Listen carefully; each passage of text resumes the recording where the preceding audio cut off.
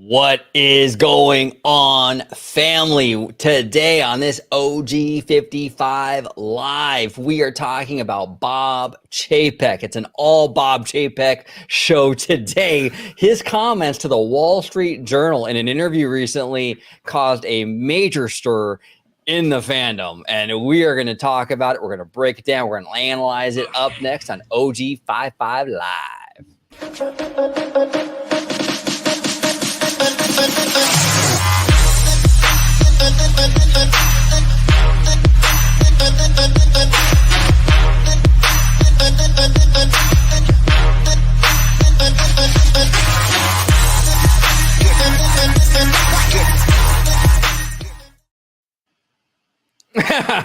Welcome to OG55 Live. We got a lot of people in the chat already. We got Showcase of Wishes, Theme Park Casual, Matthew Murr.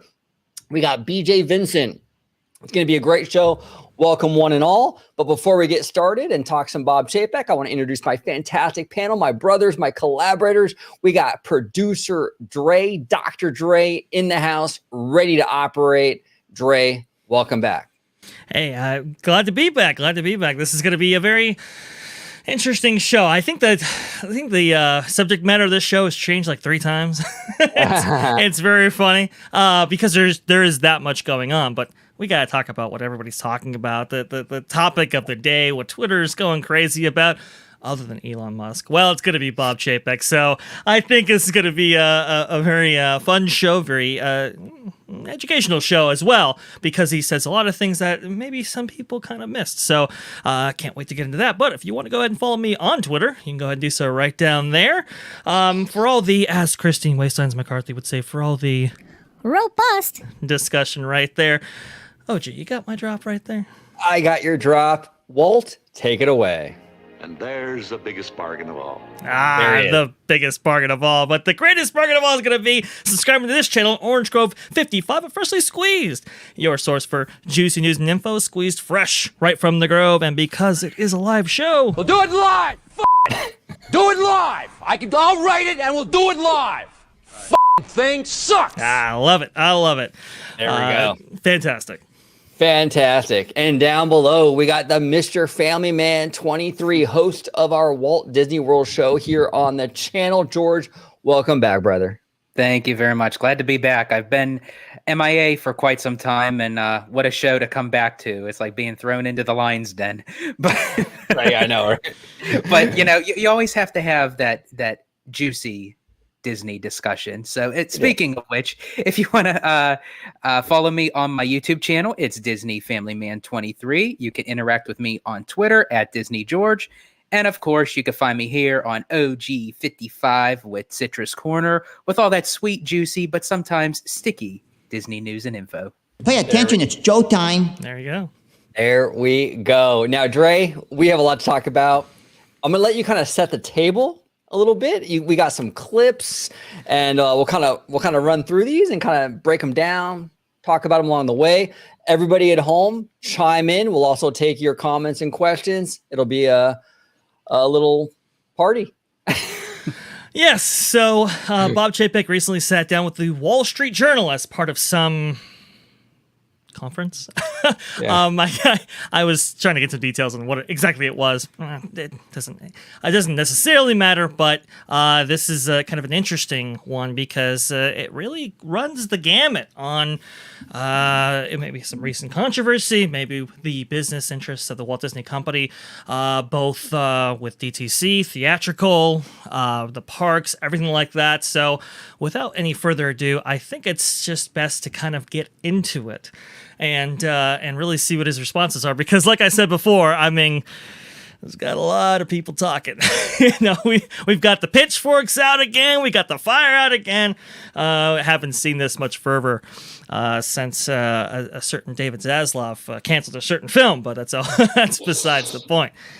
Okay, so let's go ahead. Let's get this going right here because some interesting things are said. Here we go. Well, that sounds exciting. I know people are looking forward to that one. obviously, I have a lot to ask you about Disney, but I want to start really with kind of a satellite question, and then we'll get into some specifics. So, as Jason mentioned, you've been in the job about 2.5 years. You came in really like a week or two before the pandemic hit. So, interesting. Quite a time to take over. I do agree with that. It is quite a time to take over. Isn't that interesting? Yeah, thanks, Iger. That was great. Yeah, we talked about all of that one, but we'll go on. You've been pretty willing from the start to aggressively rethink strategy, approach. I think you've wanted to tackle some sacred cows. That's obviously also generated some headlines that we can talk about in different ways. But you've had your contract extended for 3 years this year. And so I really want to ask, in the broadest sense possible, you just mentioned you've been at Disney a long time. What's your overall sense as you change Disney as it evolves of whenever you hand the keys over? How's the world changing? What does Disney need to be? What are you evolving to meet in the world that you see? Right. That's a big question, but I just wanted to go ahead and point out, I think, OG, we've commented before on how we thought Chapek, when going into all of this, how it'd be, like you said before, kind of like a Tim Cook CEO, right? You know, just this guy, it's not going to rock the boat too much. Just going to, keep us on the course, maybe laid out by Bob Iger and maybe some other visionaries before him, and just kind of keep going, right? Well, even if he wanted to do that, he was forced to do some other things here, and he goes into a little bit of that. Well, our legacy is really important. We're a company that turns 100 years old next year. And there's very few companies like the two of ours that can say that they've been around for 100 years or more. In fact, the statistic that I understand is that less than 1/100% of companies can say they've been around 100 years or more. So that you're sort of in rarefied air to be one of those companies. But for us, there's a lot of things that will be the same. Storytelling, for example. The root and the heart of the Walt Disney Company is in storytelling. That will not change. But Pause it there for are a second, other Ray. things that will need to... Go ahead. Now, isn't it funny? We've seen on Twitter, social media, a lot of clips circulating about Chapek, right?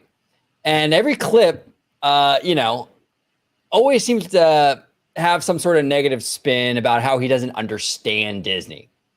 Well, he just said right there, the heartbeat of the company is storytelling. I can't disagree with him there. As a massive Disney fan, that is what this company is about. It's about telling stories. And I think that, look, if we're going to go into this, right, and this is a major issue I have with the fandom, if we're going to go into this, then let's take all of his comments, right? And let's really talk about what this man is saying instead of cherry picking and saying, oh man, look how out of touch he is. You know what? That comment right there was spot on, absolutely spot on. And I just want to give a little bit of credit to that because nobody else in the fandom, aside from very few people in this space wants to do that with this guy. And I think it's important because we got to get an overall honest picture of what this man is and what kind of CEO he is. So I just want to bring that up, but go ahead, sir. George, you have anything to add to that? Yeah, I mean, I concur with OG. I do think a lot of times when Chapek speaks, a lot of people just kind of have a sensory of only hearing certain phrases and words that he mentions and puts it in a whole nother perspective of how he's not even interpreting that statement and not even focusing on some of the positive aspects of what he's saying, such as when he mentioned storytelling. My only concern is not necessarily really with Chapek with the storytelling, but it's like you have to see more than just verbally saying it. And unfortunately, other than just Chapek, I haven't seen that level of storytelling within Disney for quite some time. So it is a breath of fresh air to actually hear the CEO mention this. Now they just have to take those words and put it into action. Yeah, I guess that's my only critique on this is he says storytelling, but then he says experience, he says consumer driven, some of these other things, which, I suppose what they're doing is maybe under the let's say, this kind of carefully manufactured veneer of storytelling. But I think there's more to it. I think that's a little bit of the kind of public spin versus what he's going to be talking about a little bit later here. So I don't know. Oh, sorry. Go ahead. And it was just how Epic Diz had mentioned the same thing. Mm-hmm. Yeah, he says the right thing. Oh, sorry, Yeah. Archie, go ahead. No, that's fine. Epic Diz, friend of the channel, says right here, he said the right thing, i.e. storytelling, but I'm not sure how Disney has been showing that with actions. And that's a fair point. But as a fandom, if we're going to latch on to every single word this man says, which the fans love to do, when it comes to the negative, the words are everything, though. Right? Oh, he said animation is only for kids. Oh, then we latch on to the words, right? Yeah, that's what I'm saying. That's true. And honestly, that's why even he is saying it as a CEO. But what a lot of people don't understand is there's other people that are intertwined with the CEO, and especially when it comes to the parks with storytelling. Not to throw anybody under the bus. Sorry, Daddy Josh, but it's like there's other people that contribute to this process. Right, 100%. Yeah, I will agree. I think we were talking about before the show how, I think we all kind of respect Chapek a little bit more than Daddy Josh, because Chapek is going to tell you exactly what he means, what he, where they're going. He's not going to try to spin you out of it. He's basically just going to be upfront and blunt about what his thoughts are. However, this is the one moment where it's like, you're not being totally truthful, at least in my opinion. We'll see. Sure. Let's get on with it, and I think it expresses all of our points. Storytelling, that will not change. But there are other things that will need to transform and will need to evolve. Another strength we have that won't change is our brands and franchises. Our brands and franchises really are the pillars that keep our company going. But technology is evolving, and much like, at least from a strategy standpoint, Walt really set the world on fire with, the multiplane camera and a lot of technology to help tell stories. We need to do that as well. And sometimes that means that you've got to sort of be bold and use new technologies for storytelling and give your creative people another dimension to paint, if you will. And we want to go ahead and do that. But ultimately, really what we're after is to create those magical memories that last a lifetime. Let's get it. Okay. Yeah, OG, I saw you react there. You want to bring something up? Yeah, well, he had me up until the magical memories. Okay, I like what he's saying here about being bold. About Walt Disney was a visionary leader and was bold, and sometimes we have to do that as well. And sort of like I don't want to say let go of the past, because you don't want to completely let go, but if you're going to run Disney, you kind of have to have a little bit of that where like you have to be able to move forward, right? Sure. And I like what he said. All of that was great. The multiplane camera, the new technologies, moving forward. That's fantastic. And then he dipped into like the very generic, sugary, making magical memories garbage. I don't really like that term. That's the gobbledygook that I don't really care about. Everything before that, though, he had the right idea. Disney needs to be a bold company. They gotta do bold things. You can't rest on your laurels.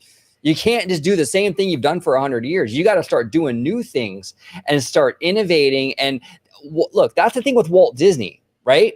He was doing cartoons, and then he's like, no, that's not enough. We're going to do animated features. And then, that's not enough. We're going to do theme parks, right? Right. That's the spirit of Disney. And you have to constantly move forward. And unfortunately, a lot of fans are scared to move out of their position.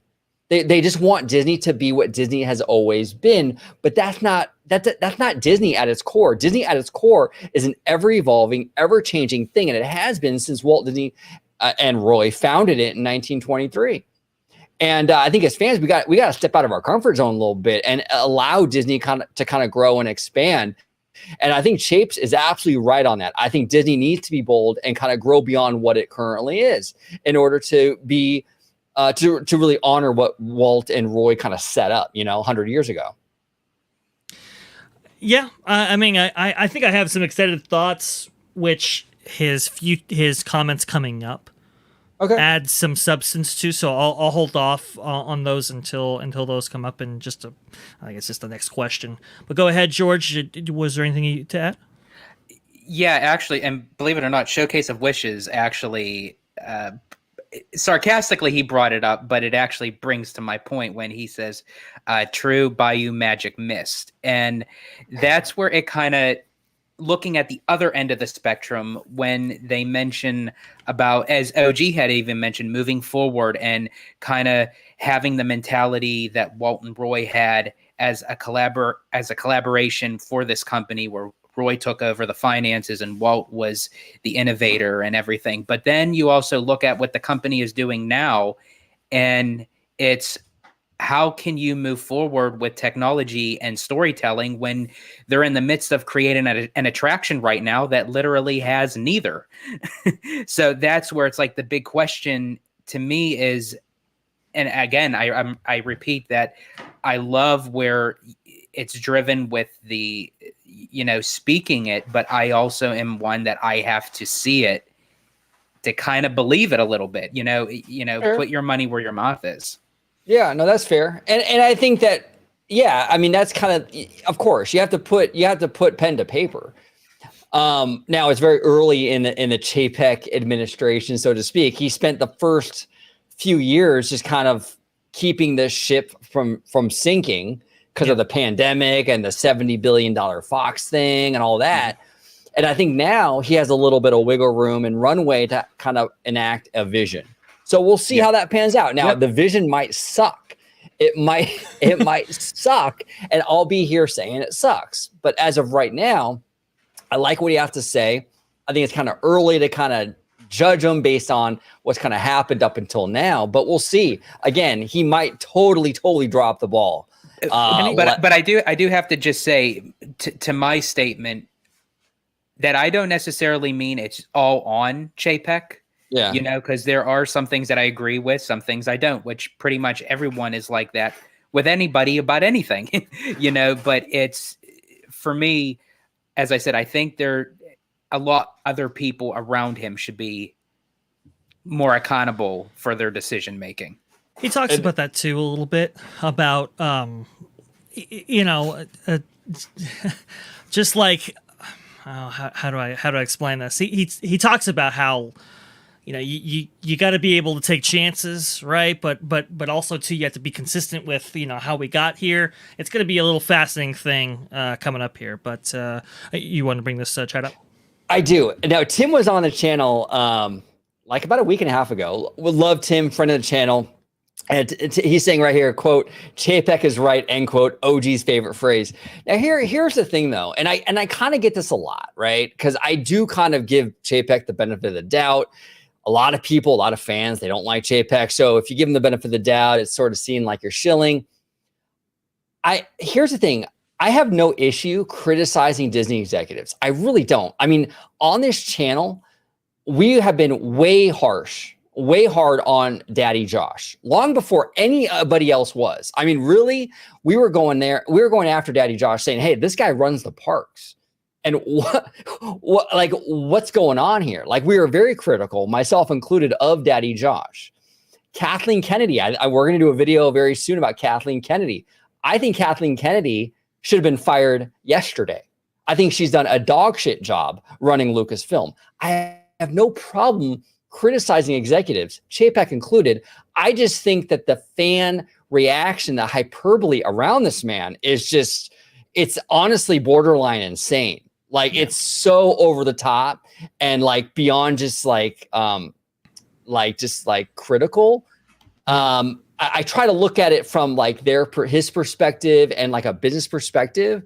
The man isn't perfect, and he certainly isn't my first choice as CEO, you know, but I do like to see it. I do like to give them the benefit of the doubt, and I do like to see from their perspective a little bit. But yeah, Tim, love you, brother. And he says here, it's all love. It absolutely is all love. And we will have you on again, Tim. Really had a fun time with you on the channel like a week or so ago. You're amazing, man. To add some more to that, Chapek was put in a very unfavorable unfavorable position. To kind of quote earlier in the interview, it's like, hey, you were assigned the CEO position like a couple weeks before the pandemic really got going, at least in the United States. He was put in an unenviable position, right? And he's had to be in survival mode this whole time. And so a lot of his decision making has been revolving around the massive debt load, contending with all of your revenue streams completely drying up, overnight. So again, that's going to put you in a certain position that it's just that's kind of the luck of the draw, so to speak. And I think some people around him may have wanted him to fail, but alas, he has actually thrived. I keep telling this to everybody. Again, is he my first choice? No. But Chapek is the right person for the job right now. That's just frankly how it is. Going through as tumultuous of a time as we are going through, within the company and so forth, this is the guy you want to have. Believe me, and I think that's why the board supports him. Yeah, 100%. Okay, let's move forward. Into some of the specifics on that, then I think one of your biggest projects right now is beefing up the Disney Plus app, making it. I've heard the term lifestyle brand app thrown around compared to just a streaming app. What does that mean? What do you want it to be? Well, once upon a time, you talked about some of the transformation I've done since I've gotten the job. I think we had more or less 5 operating units in the company, and I distilled it down into 2. The physical world of our parks and our cruises and things like that, and then the digital or media world that we operate in. And that's a direct reflection of a couple things, but maybe most fundamentally, it's a reflection that if you're a fan of Disney, you really don't care about our organizational structure. And the less silos that we have, the less times that we have to worry about going cross-transom in order to, make something happen. If you look at our company through the eyes, look at our brands, our franchises, our stories, through the eyes of a consumer, all they see is what I call capital D. They only see Disney, and we should facilitate that. So a lifestyle brand is, if you look at what we're doing with Story Living by Disney, our 55 plus communities, it's really about embracing that lifestyle, not relying on the consumer only to piece it together themselves, but really creating that sort of that lifestyle brand that Disney is. We just don't facilitate it. So if you've got the parks and the cruises and the content, does it mean, bringing commerce? We've talked a lot about commerce at this conference, commerce into it in a way more than you've got, or other kinds of features and things that you'd like over time to see that grow and expand into? It's commerce, but I think the commerce is an outcome of the inputs, and the inputs are really a holistic relationship with the company. So no matter what phase of life you're in, you're still building those magical memories, either for your grandkids or for you or your friends and family. And so bringing together the physicality of Disney plus the media element of Disney into one element, I think is really what it's our job. So one of the there's a lot in there, and I think what Chapek is trying to get at is, he's talked about it in the context of the metaverse. He wants to bring down the isolation between all of the different divisions of the company and have them work seamlessly together, right? If we stay at a Disney hotel, for example, at Walt Disney World property, is Disney Plus available in the room? Can if you play a video game, right? Let's say a Disney video game. This is just kind of a hypothetical. Right. Does that necessarily translate in with your theme park visit? Right, because we know we have some of the the Batu Bounty Hunter game, right, and some of the other games in Star Wars Galaxy's Edge. Right. Well, could that score integrate with another facet of the company? I think he's talking about that kind of stuff, but he's also talking about it more broadly in the context of the community and so forth. He basically wants Disney to be part of your life from birth till death. And this kind of like this synergistic approach, though, isn't really anything new for Disney. I mean, obviously, we live in not to be like cliche, but we live in a whole new world, where like with the technology is different than it was obviously when Walt was around. Right. But this idea, though, that Chapek is discussing about how he wants to kind of like take all the engines, so to speak, of the Walt Disney Company and sort of kind of cross-pollinate, right? Yeah. Isn't something that's really foreign to Disney. I mean, Walt Disney pioneered that. I mean, Sleeping Beauty's Castle at Disneyland is only called Sleeping Beauty's Castle because it was to promote the movie coming out in 4 years. He built that park to promote his movies and his television shows. True. Like the True Life Adventures and his animated movies and what have you, and the live action stuff like Zorro and Davy Crockett. So this kind of synergy machine like wasn't only utilized by Walt, it was like kind of pioneered by Walt. And Chapek is going, okay, we're going to take that model and now we're going to bring it into this new world with like streaming and how it connects to the theme parks. It really isn't all that different of a concept than kind of what Walt laid out early on in a lot of ways. It's just kind of like the next evolution of that same idea. It's true. It's true, but with so many different brands under the Disney umbrella, with such a diversity in terms of their portfolio, they had, I think they had created isolated silos, as he talks about, right, where brands don't necessarily interact.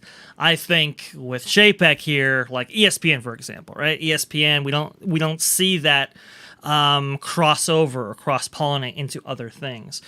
But even under Chapek, we've seen that happen a little bit with like the bundle, for example, right? You can get Disney Plus, Hulu, and ESPN. Expect more of that and expect more intertwining, right? Interesting. But I mean, you have like Miramax, for example, right? Back in the day. What if that could be incorporated more broadly under the Disney umbrella in a way that had never been before? And he talks about this kind of, he calls it consumer elasticity. It's very, very interesting. George, what do you have to say about all this? Yeah, I mean, I agree with you fellas. I mean, there are certain things that I still can't get used to as far as like what Chapek is talking about, like intertwining, such as like with the Simpsons on Disney Plus, where they kind of characterize the Simpsons world with the Disney characters with a lot of the new shorts and everything, which I can understand. They try to marinate the two of them, but it's like it doesn't really work for me, So it's like how certain things can work out, but sometimes if you push that too much, then it almost kind of gives you a vision of disparity, that you're like really trying hard to try to put something together that just won't be cohesive in the end, and if anything, really, if they want to kind of feed off of something to bring to the other, I kind of wish that they would have that way of incorporating the international parks way of running the parks and bring it to the domestic parks. Because it's especially when it comes to storytelling, when it comes to architecture, when it comes to, and I know Tokyo has their own way of doing it, but I really wish that, Disney can kind of hone in on how they're doing it and kind of revolutionize in that manner with the parks.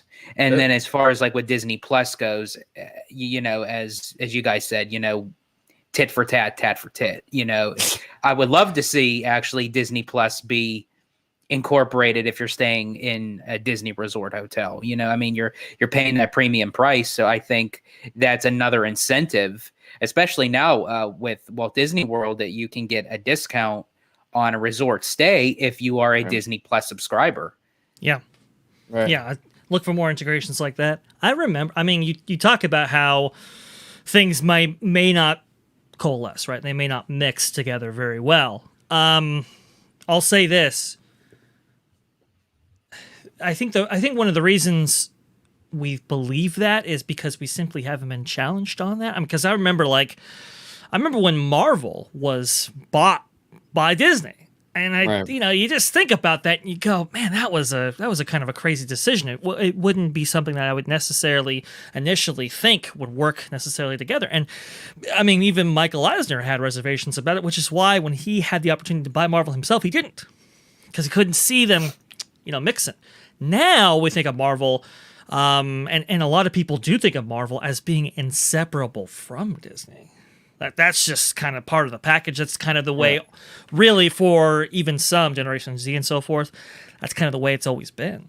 So I think that he'll continue to challenge in that way. Go ahead, OG. Yeah, no, and to Bob Iger's credit, he was really, really smart in that, because look, it makes sense. I mean, I'm really surprised Michael Eisner didn't see it. As smart of a guy as he is, as creative of a guy as he is, superheroes, that doesn't fit with Disney. I mean, for me, superheroes are sort of akin to, it's more of the male version of the princess thing, right? I mean, come on, it's like princesses, pirates, and superheroes. For me, it's all in the same kind of wheelhouse. It's very Disney, in my opinion, and I know I said the male version. I'm sorry, it's not just for guys, but everyone knows what I mean, right? But I get what you're saying, because I remember when Universal kind of took that jab at Disney when they were promoting one of their commercials, and they were saying, who wants to go on vacation just to visit princesses? So that's where Disney had to kind of beckon that call. Yeah, to be fair, 100%.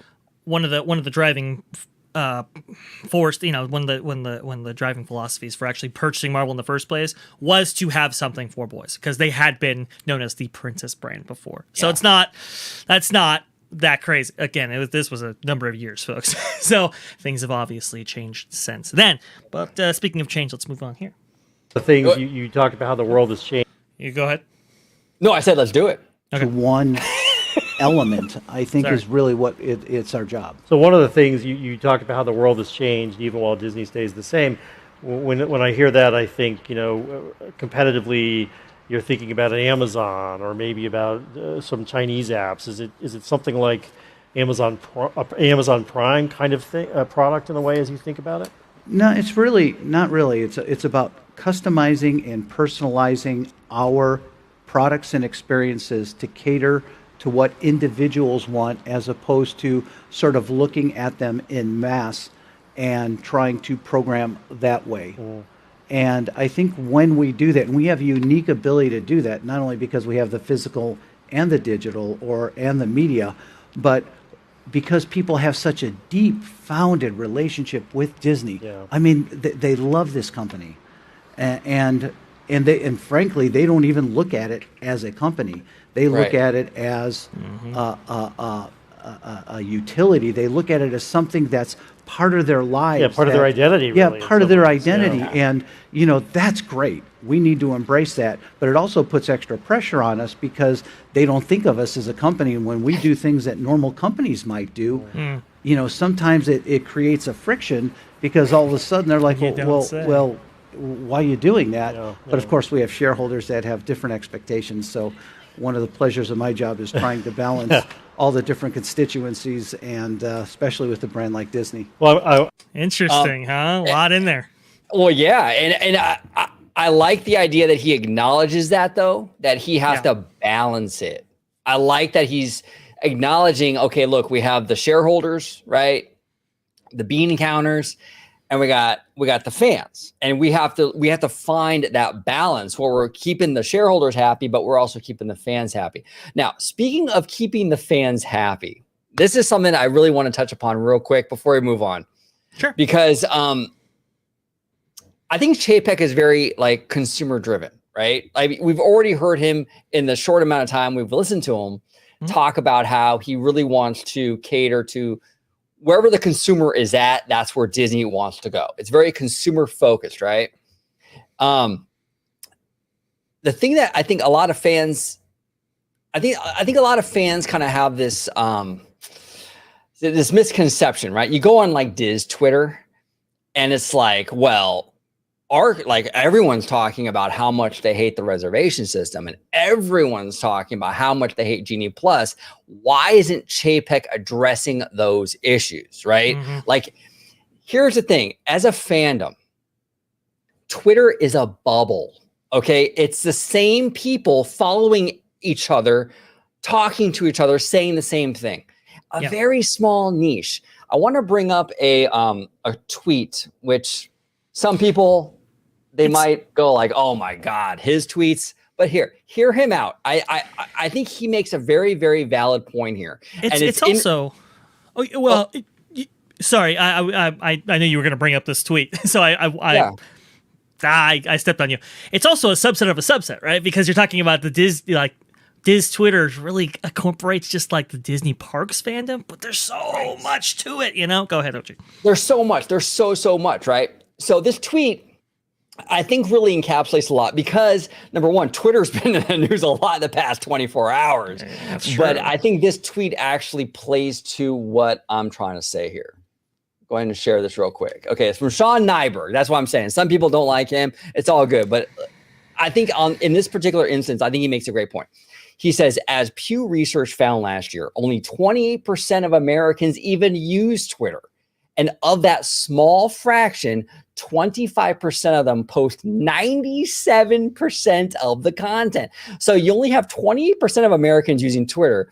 And then 25% of the 28% is the bulk of the people posting the content. Okay, so it's a very small percentage of people on Twitter overall. Beyond Disney, beyond anything, the people you're seeing on Twitter is a very small number. He says here, he goes on to say, it's a tiny slice of folks who have a lot of free time and grievances, boosted by vloggers who seek clout. Oh God, this guy is saying something. And this is the thing. That's what I'm saying. You have a very small amount of people on Twitter, Diz Twitter, complaining about reservations, complaining about this, complaining about that.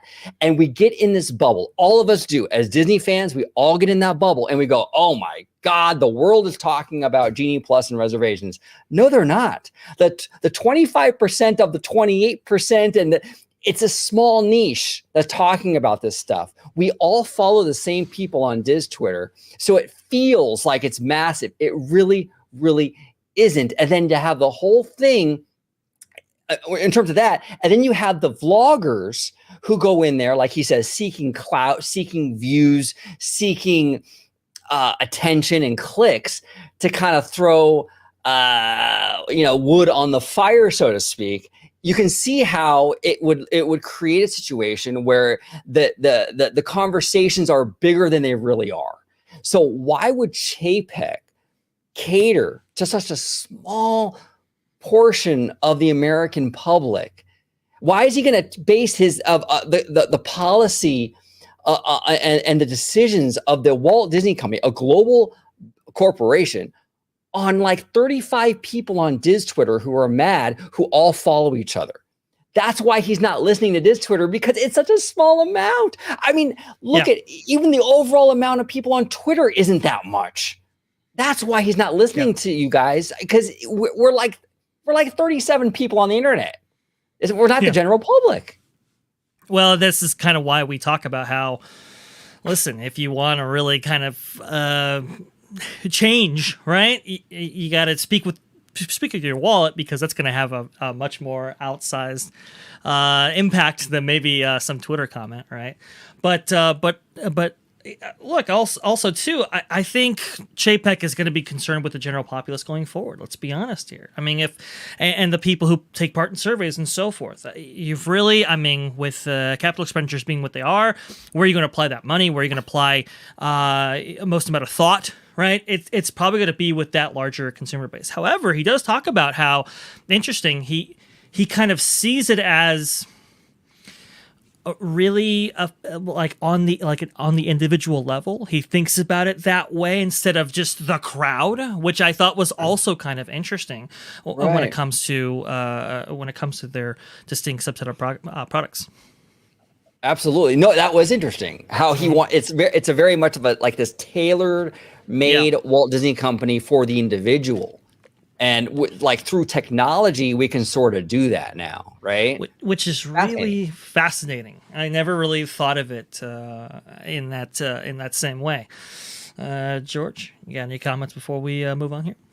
I agree with you, fellas. I think it's I really think if there was a hindrance in that area that would jeopardize anything of the company that would allow them to lose money and not gain from anything, I think as the CEO, it would be Chapek's responsibility to make an initial statement on that. But being that, as OG had mentioned, nothing was brought up, then it's not enough of a percentage to have a concern.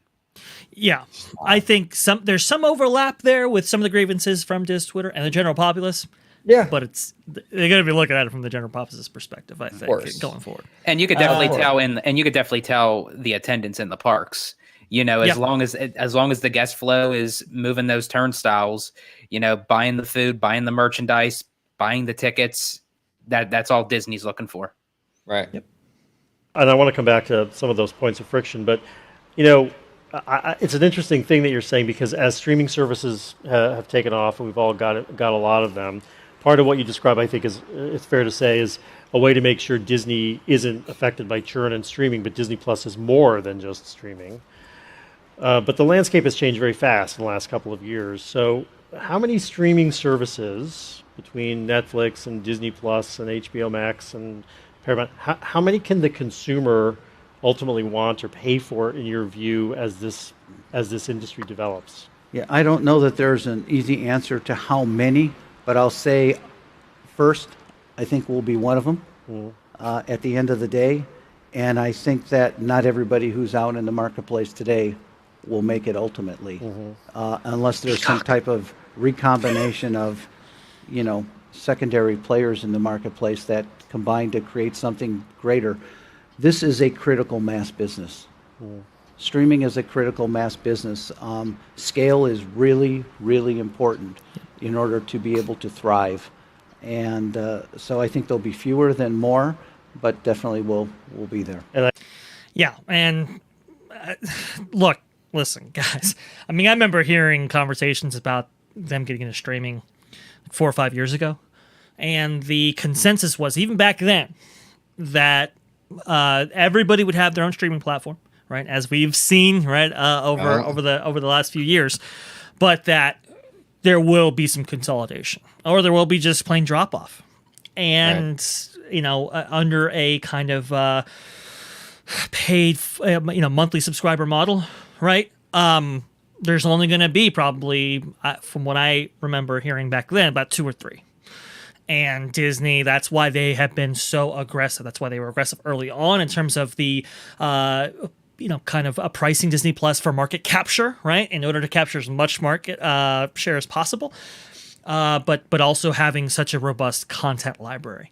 They want to be one of the 2 that are left standing at the end of this entire thing. And what Chapek is saying right here is, frankly, exactly right. Now, some caveats. You don't want to necessarily just go towards subscribers only and throw caution to the wind and throw all the capital that you have in order to attain that gain, because I mean, it's a little bit different with a monthly subscriber business model, but subscribers alone, I don't think necessarily gets you there.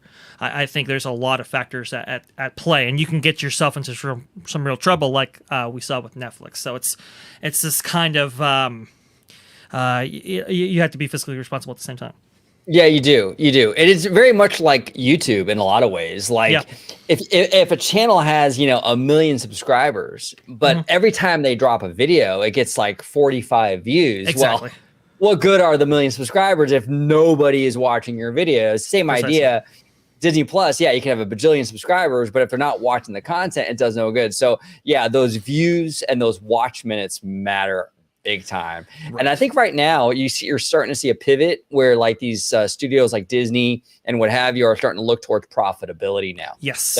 The arms race for the subscribers is sort of waning, I think, quite a bit. Right. And it's more about that money now.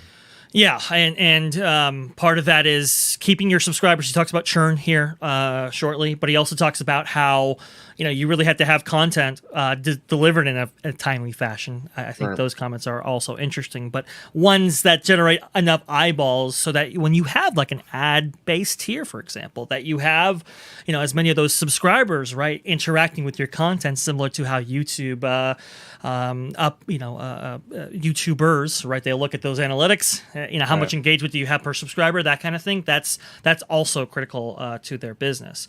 Recently, Hocus Pocus 2, right? It was the number one streamed movie pretty much ever, especially for Disney. And it's like, wow, that's really big, right? Those kinds of things are going to be much more important as we get into the app-based platform and so forth. So, and that still shocks the hell out of me. Hocus Pocus 2, I was not expecting that. I have no interest in seeing that, but I don't know. That's just my own thing. It just doesn't look good. We'll talk about more of those kind of things in time. Yep. There we go. We're going here. I think you kind of said earlier, more than content streaming, other feature services, other things are really going to become necessary to make it in this world. Absolutely. Part of the lifestyle brand is using Disney Plus not as a movie service,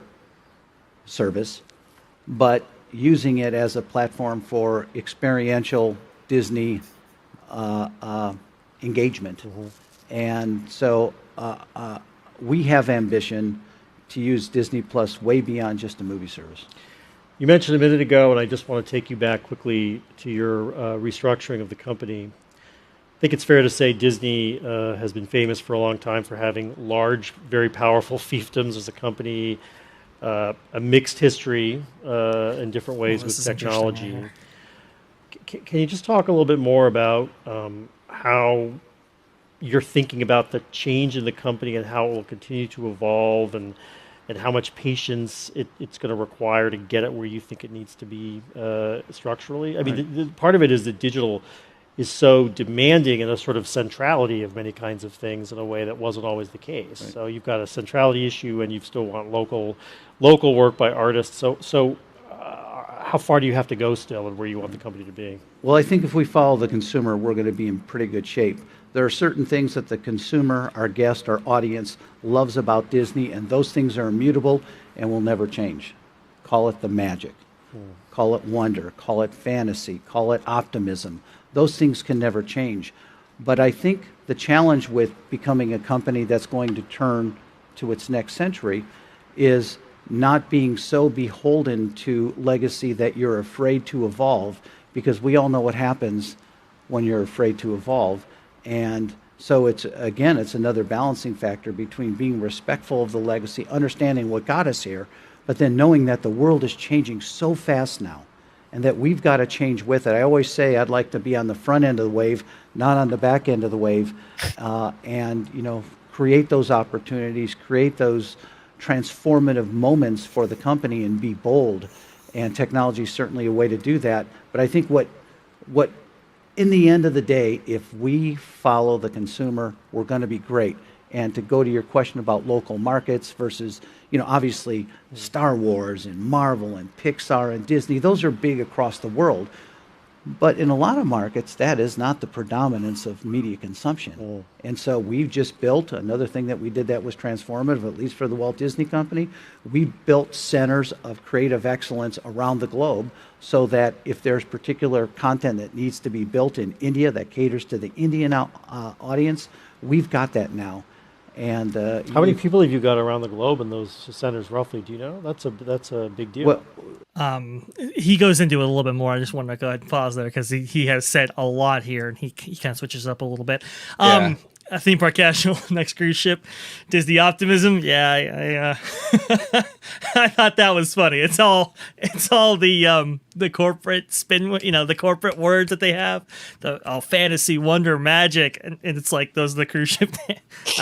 Just funny. Yes, he does say it's like we have to evolve, right, to these changing times, while also recognizing kind of what got you there and so forth. He talks about being on the front end of the wave, not the back end of the wave, and I do agree with him. It's just he's talking about kind of trend setting. But I don't know. In recent years, has he necessarily been consistent with that philosophy? I mean, I've seen Chapek make moves for the company that maybe align it towards what others are doing, but I don't see necessarily a lot of trend setting outside of using their distinguished portfolio to leverage their brands effectively in ways that others can't. Oh, gee, am I off base here? Well, I don't know. I mean, this whole idea of how he wants to integrate Disney Plus with the physical theme parks and stuff like that, I don't see anyone doing that. I don't think anyone can. I mean, even Comcast Universal can't really do that because they don't really have a streaming platform. I mean, I get it, Peacock, but no one watches Peacock. So Disney is integrating their theme parks with their streaming platform. I think that's something that is pretty innovative, and the ideas that he has, are interesting. This kind of like this melding of these two mediums. I think that's something of note. I don't know. Yeah. No, I like I said, I mean, that right there, I believe, is innovative. We certainly don't see that kind of cross-pollination of brands like from Comcast, right? They're not really integrating Universal Parks, right, and Peacock in ways that it's like, oh, it's groundbreaking. I think Disney's definitely at the forefront of that. Yeah. But he'll say stuff like, well, Disney Plus is revolutionary. And it's like, you kind of just bought an existing streaming service and rebranded. Yeah. Is that necessarily, innovation? He talks about the metaverse, and that's like, isn't Zuckerberg doing something like that? So it's like, I can kind of see where he's going with. It's just, it's a little bit like, I don't know, is Disney as innovative as it possibly can be? I mean, we'll see in the coming years because, we have said before, he has been in survival mode this whole time and hasn't really necessarily been able to incorporate a lot of his, ambitions, his vision, and so forth.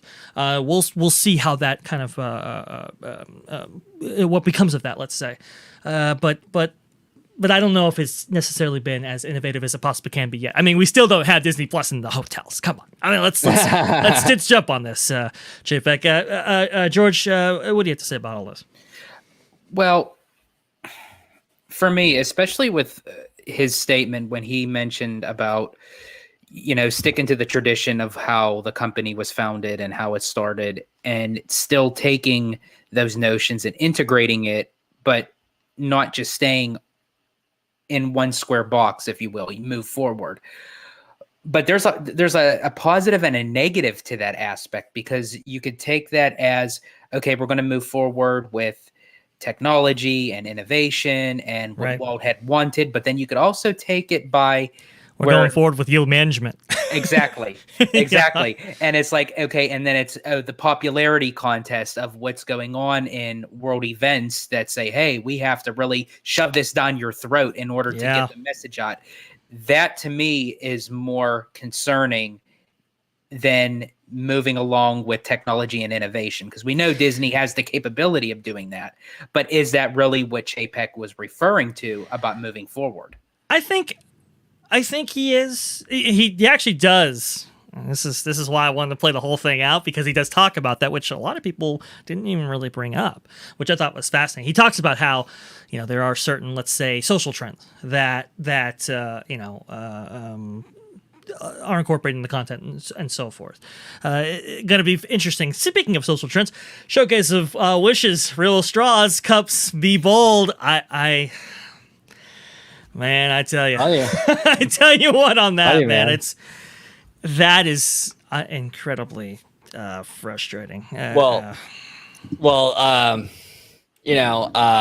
can thank California for a lot of that stuff. Yeah, I would just say that. Yes, you can.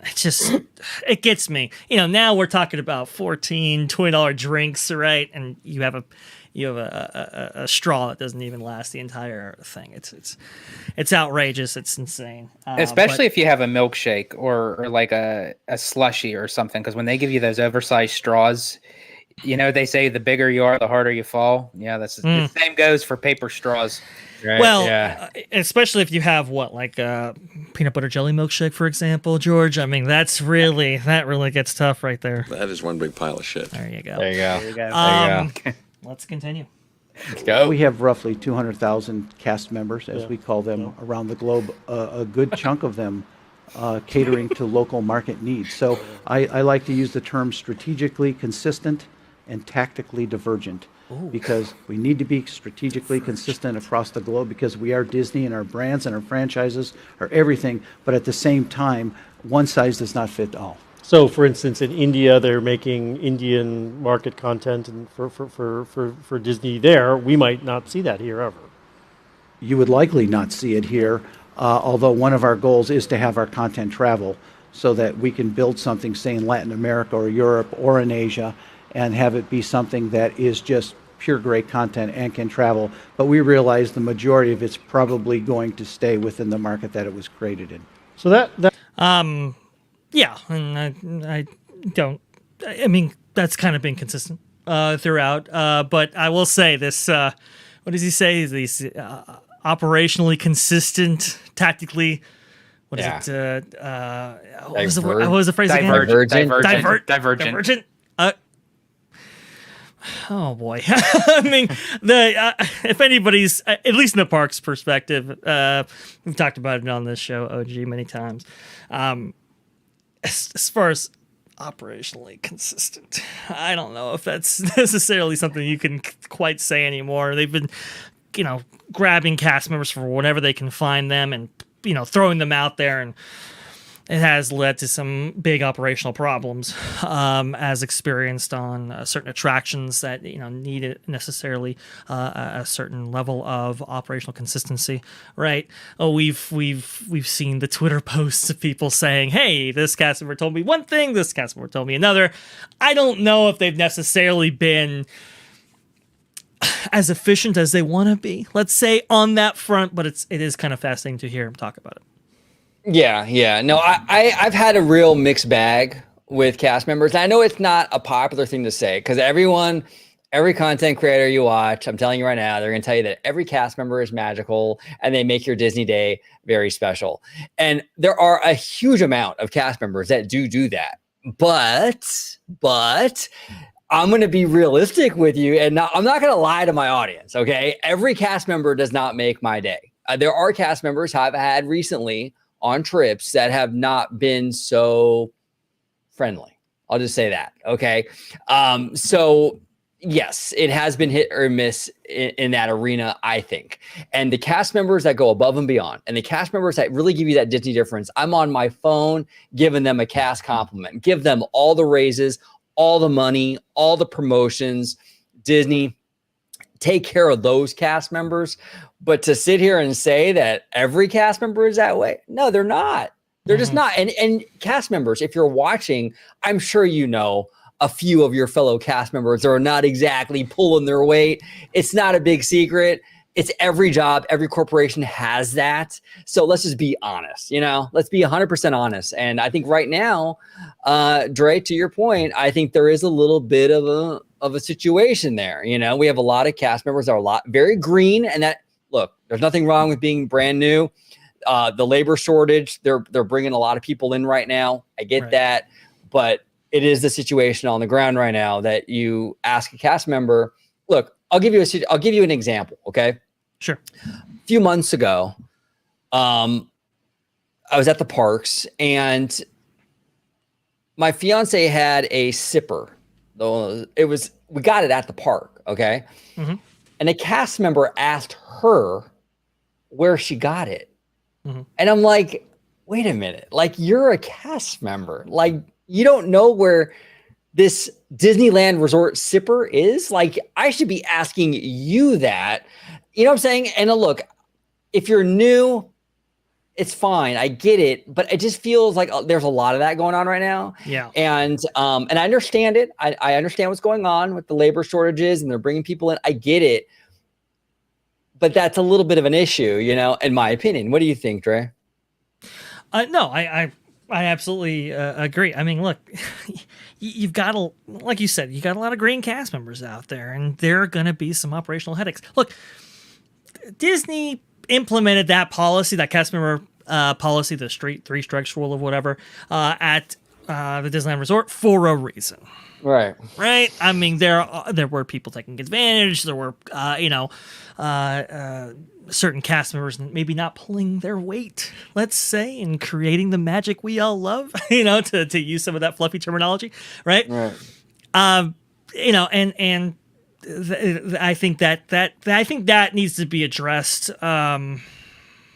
Probably that's probably one of the big concerning issues for me when it comes to the Disney park experience. I've talked about ad nauseum about Genie Plus and the reservation system and so forth. And a lot of people have talked about that, but I think a lot of the perception of how your day actually went is made by those cast members. And when you have inconsistent service and when you're paying as much as you are and, the stresses of your day really come out, as we've seen in the fights and so forth that we've been hearing about, I think that's a really profound issue. George, would you agree? Definitely, but I also am going to take it one step further, which OG had mentioned this time and time again on the show, and sometimes it goes even beyond the cast members. It goes to the higher tier of management. And for an example, that Dre and I had a conversation with a cast member. I believe it was during the time when they were going into the transitional period of adding reservation systems. And this one particular cast member we were speaking to at Disneyland said that they have not even been trained on even approaching guests with the reservation system. So they're getting thrown in to the wolves just as much as guests are.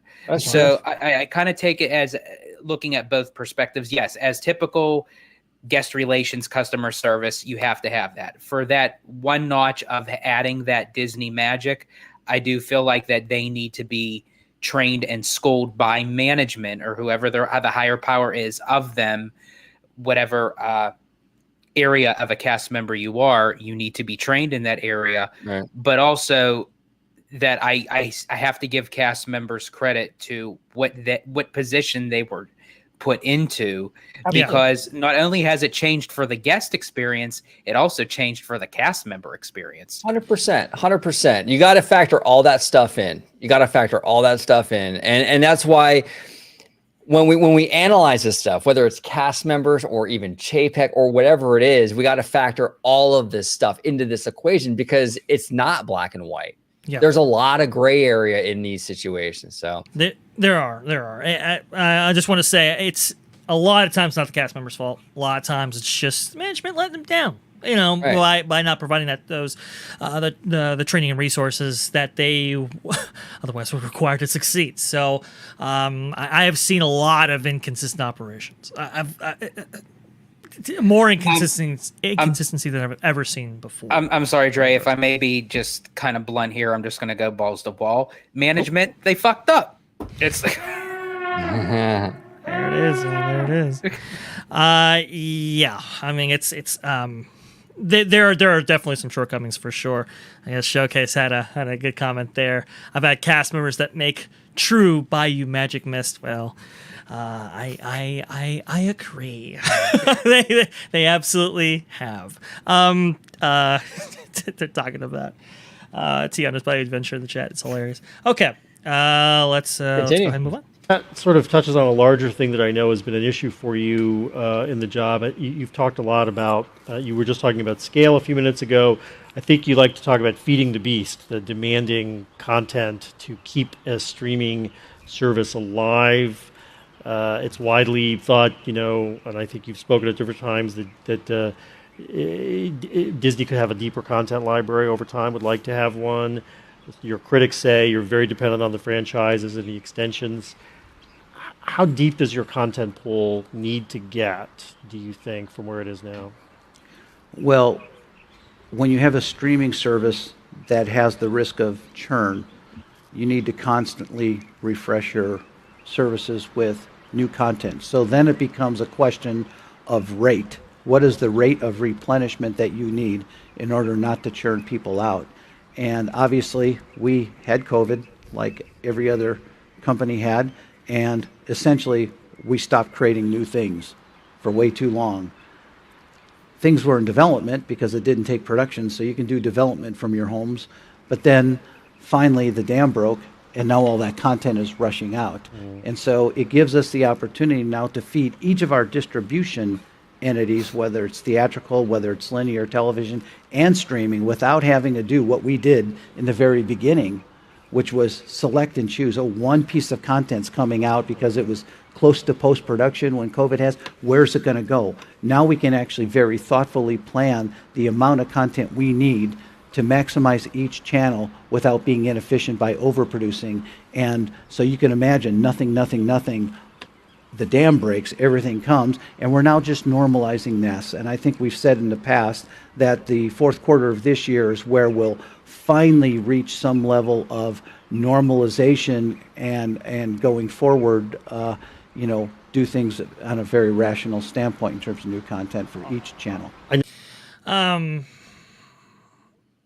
Yes, this is true. And look, they had some operational difficulties regarding, the effects of the pandy and so forth, right? We talked about that ad nauseum here as well.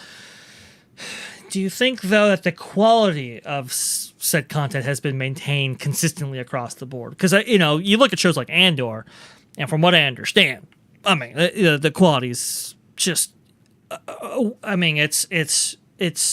people are saying it's the best content that they've ever seen come out of Lucasfilm regarding Star Wars. At the same time, you look at stuff like, I don't know, Hawkeye, She-Hulk, and maybe that's not necessarily up in degree in terms of standard of quality that maybe people expected. Am I off base here? I don't think you're off base. I think there's a lot of things going on with this. I think a lot of the stuff we're seeing now, like Chapek talked about, it was stuff that was kind of in production during the pandy, right? So I think that had a big impact when you're having to work around that whole situation. So that content that was impacted by the Rona is just now coming out. So I think that's an element of it for sure. Absolutely. I think Marvel, though, has a unique situation. And I don't know if Tim is still in the chat, but he made a tweet earlier saying that Marvel's just releasing too much right now. And I agree with him. Like, it's just, I think Marvel really needs to take a step back, slow down a little bit, and kind of focus and maybe do a little less. I think they're spreading themselves a little thin with the content. It's almost like they're becoming like Hanna-Barbera of like the 1970s, where they were just churning out cartoon after cartoon, but none of it was really quality stuff. I think they really have to slow down and focus on what they're doing. So that's a unique Marvel situation, though, So I think that's an issue. I also think the $70 billion they spent on Fox is an issue. Bob Iger threw the company into major debt right before the pandemic. I know Bob Iger is handsome as hell. I know he's got a ton of charisma, but I'm going to criticize him. I think that the events leading up to Chapek taking the CEO position, I think really set Disney up for some problems. You have $70 billion in debt, and then like right after that, like the whole company shut down basically because of the pandemic. So I think that's going to affect quality as well. Absolutely. Disney's not as, they don't have as much resources to work with, and they're trying to do the best they can to kind of work around that. So I think there's a lot of issues at play here in regards to that. I do think, though, it will sort of improve. I do think that we're kind of coming out of this issue a little bit. I mean, the pandemic for sure. The Fox scene is going to be with us for a little while longer, but I think as we move on, the quality will improve again. I think it was just a lot of those circumstances coming together, that perfect storm, which really impacted the quality. What do you think, George? Yeah, I agree. I think it's that they had a hole just from the debt that Iger put them in from the Fox deal, and then an even bigger hole that followed by with the pandemic and the shutdown and the layoffs and what have you. And then it's just the whole notion of just that finding that lightning in a bottle, finding your niche. And, the Walt Disney Company, this isn't the first time that they had gone through something of this to this caliber. I mean, when it came to animation, the 70s and the 80s was very stale when it came to feature animation. And then they hit that stride with the Renaissance era that started in the late 80s with The Little Mermaid and moved on to Beauty and the Beast and Aladdin, and even the little film that they thought was going to be absolutely nothing called The Lion King actually became, high expectations that all the animators wanted to go to Pocahontas because they thought that was going to be a much bigger success than a African Savannah story based off of Hamlet, but apparently it was vice versa. So it's like when you hit that lightning in a bottle, it's, it could either make you or break you. Yeah, I guess. And the company has, had some adversarial moments like this, tumultuous moments like this during World War II and so forth. Obviously, when Walt died and, Disney was the last in the box office. I guess we've never seen a lot of these problems at this scale before. And when I hear where it's like we want to debut content on this kind of rolling basis, I worry about how quality can be maintained. I mean, I remember when Bob Chapek was saying that he wants a new episode for a big show like every week or something like that. I mean, it's like I don't know how that necessarily can be maintained. I mean, we've been hearing about reports about Kathleen Kennedy, which we will be doing a show, I can guarantee you folks on, and how it was like, you had this kind of timetable where they were releasing or attempting to release a Star Wars movie every single year, right? And how even, people who have defended Kathleen Kennedy in the past understood that was a mistake, right? Yeah. And so I wonder, it's like, how can we necessarily do this across all of our platforms? Is the company being spread a little bit too thin? And maybe it's not just necessarily simply isolated within Marvel's silo. Right, and that's why I think when Chapek says he wants to bring in more adult content necessarily to Disney Plus and sort of do that thing, and sort of spread out, I think that's sort of a good thing, because then you take the pressure off of Lucasfilm. You take the pressure off of Marvel to carry the whole service. So I think it's a good thing to sort of expand your reach a little bit and to have a lot of these other studios be able to create content for the platform. Because look, you're right, Dre. If you only have 2 studios or 3 studios making content and he wants a new thing every week, I mean, that's a lot to ask for those studios. But if you can have a tile behind like a parental control kind of system that has more adult stuff like the Hulu tile or something like that, then you can start to bulk up the content and it takes pressure off of these other studios. I think that's a smart move, and I think they should absolutely do it. I know a lot of fans don't like that idea, but I think that you kind of have to. You have to kind of diversify, and you have to sort of have that influx of other studios creating stuff for Disney Plus, for the platforms. Otherwise, like you said, you're going to have Lucasfilm and Marvel doing the whole thing. It's just not feasible. Kevin Feige is one man. Come on, We had heard about the company dedicating about $30 billion towards the studio. And we heard Christine McCarthy actually talk about how a lot of that was just for infrastructure for their content delivery pipeline. I think that goes into what you're talking about, OG. It's to create those studios or production facilities and so forth in order to generate that content in a more, let's say, spread out. All right, throughout the company basis, and I think that's what we're gonna see going forward. By the way, I wanted you to highlight a tweet from Showcase of Wishes. 34 folks in the chat and only 6 likes. Be bold, hit that like button. Hit it. Please do, guys, hit that like button. Showcase makes a great point. Be bold, be your own Chapek, right? Okay.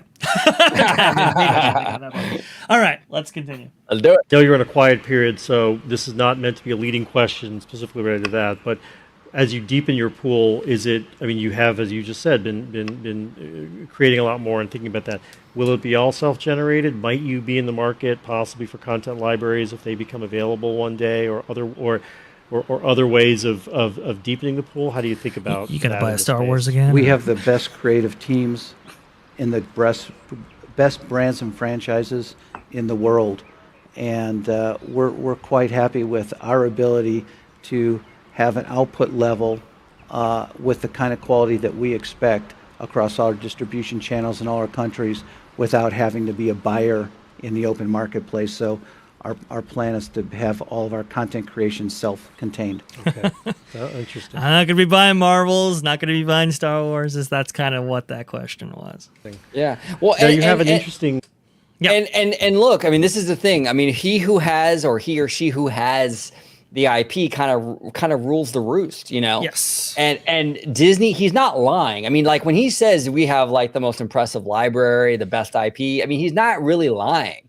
Like, I mean, Disney has an incredible library. I mean, Universal ain't got that, you know? I mean, the only studio I can really think that even comes close is Warner Brothers, you know? But I mean, I'm telling you, they have something really special there between Marvel, Star Wars, Pixar, Disney. And I think they're at a huge advantage with those properties. And I think that they just have to really be able to harness that and utilize it. And as Showcase brings out, OG, Disney has the breast content library and delivery service available. There we go. He's absolutely right. Yep. Shall we continue? We shall. Piece of it, which is the Hulu piece. And so, you know, Disney got some attention with something like Pam and Tommy last year on Hulu. All right. Now, this is really important here because this is that animation quote. Now, now the context becomes a little bit clearer, right? Because it's been delivered in the context of Pam and Tommy, right? So that's a little bit different than what people try to... Okay, we'll go forward. Last year on Hulu.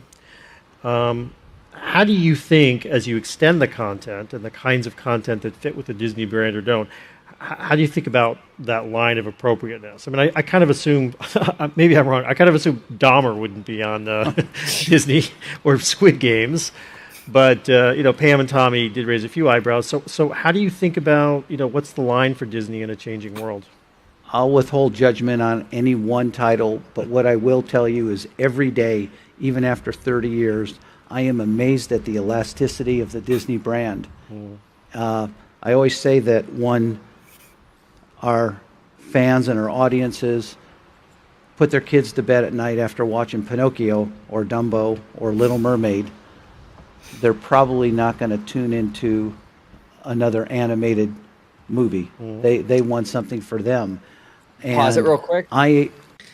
We got to talk about this. Yeah, we have to. Everyone is talking about this animation quote. Everyone's talking about it. George, it looks like you. I think you're going to be leaving us soon, George. So go ahead, lead us off. Yeah. Please. So what I find kind of frustrating is the people on Twitter that would post this and then make their comment is they would just take Chapek's statement and just look at it through that lens. Right. But he made that statement based off of the question that was being asked to him about the adult content of, oh, this is something that you may not see on a Disney platform. Well, he's given the reason as to if there is something that is to come onto that platform.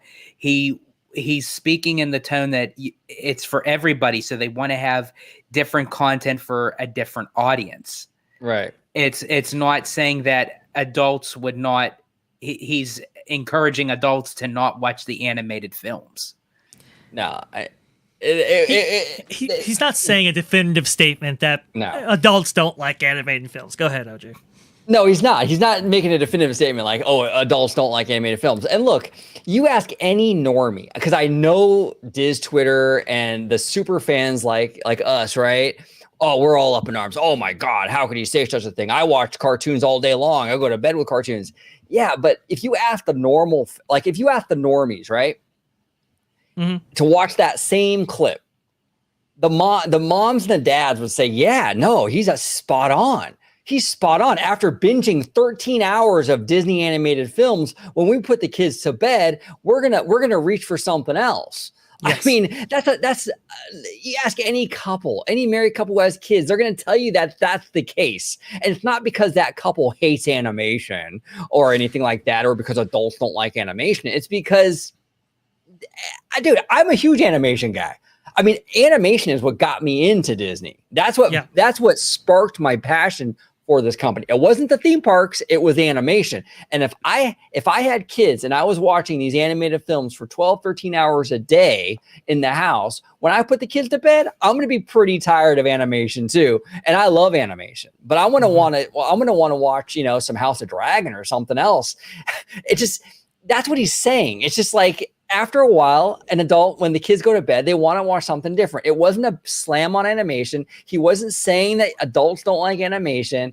He was really speaking to the normies, the general public, and he's absolutely correct. He's absolutely correct. This comment was not geared towards a super fan who wears mouse ears in the house, refers to everything as magical, and Disney bounds to go to the supermarket. That's not who he's talking to. He's talking to the average person. It's the what is it? The pixie dust, right? Right. Okay.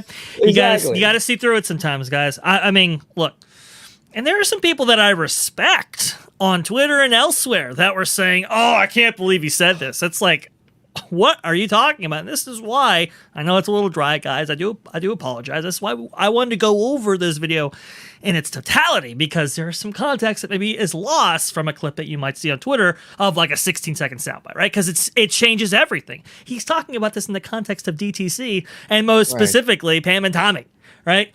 I think he understands that Disney right now is like the #1 platform for kids. Where's the growth going to come from then? It's probably going to be in the adult space and the adult-oriented space. And that's why he's bringing this up in the way that he is, because, it's like we have to deliver content that's well-rounded, yes, but maybe specialized towards various consumer demographics, specifically regarding age. That's what he's talking about. And yes, animated films, everybody can rally around them. And OG, I mean, look, I love watching a great animated film, even though I'm of a certain age, right?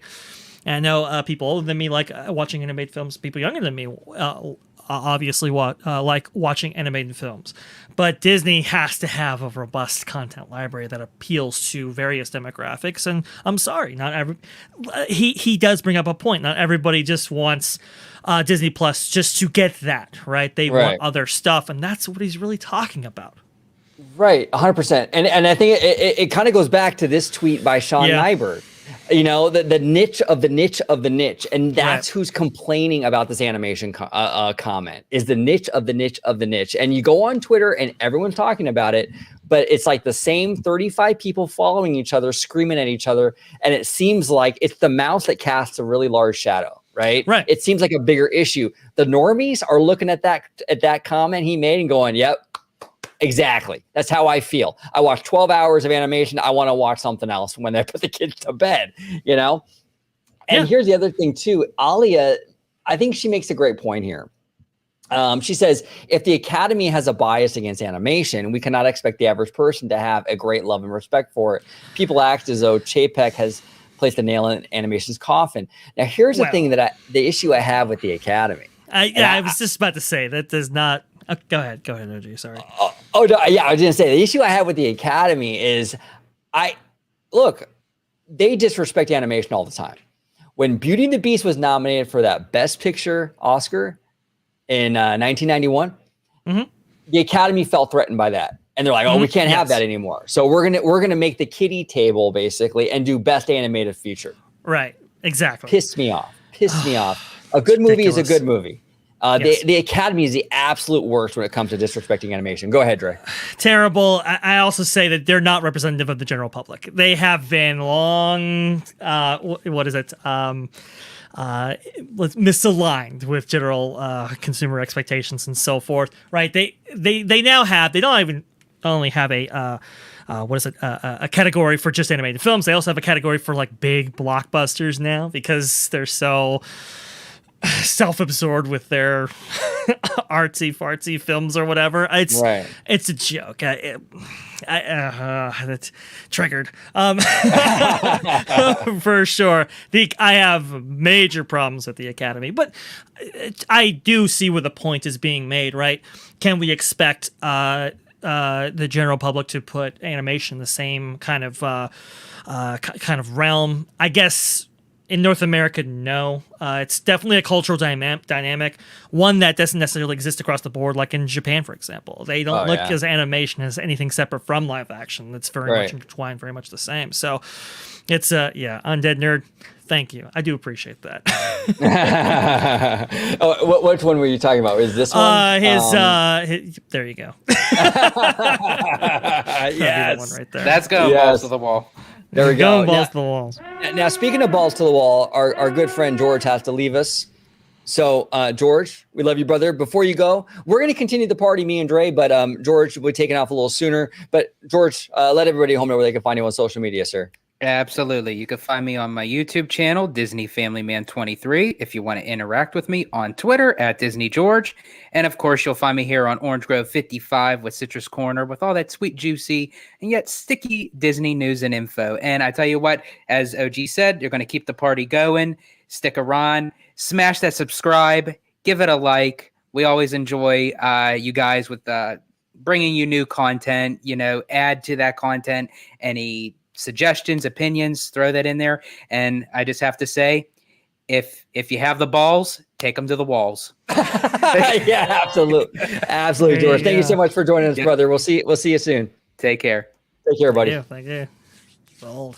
Love it. I love it. But yeah, I mean, it's definitely needs to be said. He says some other comments here that we definitely got to get into, and some stuff that people didn't really get into, which is very, very apt for this channel, let's say. Right. Again, I want to respect legacy. I want to respect what this brand is. But at the same time, I know that we may be even more precious about what's Disney than the consumer base is. And if the consumer base has more elasticity than we've traditionally had in terms of defining what's Disney, then we probably ought to listen to our audience, which means we have more degrees of freedom than we probably thought. Okay, well, now it's interesting you say real quick. Yeah, go ahead. I mean, he's not necessarily wrong. And that's the thing. It's like, and that's why people call me a shill, because I listen to comments like that, right? And I'm like, where's the lie? I mean, like, you should cater to the majority. Like, I understand the super fans. I'm a super fan, so I'm not like disrespecting us, but it's like, as a company, as a studio, as a conglomerate, like you're gonna cater to the masses, not like, these niche little populace of the fandom. And I think he's absolutely correct there. I don't know. What do you think, Dre? Again, it just like you said, where's the lie? I mean, I think he's being accurate. In the case where you can't necessarily create 4-quadrant content, right? I think you do have to kind of appeal towards different consumer demographics based on age and a whole other slew of different profiles. I don't necessarily think you get super niche, but you do have to kind of broaden your content production horizons. Let's say, and it's I don't know. People get obsessed with this kind of stuff. I just like.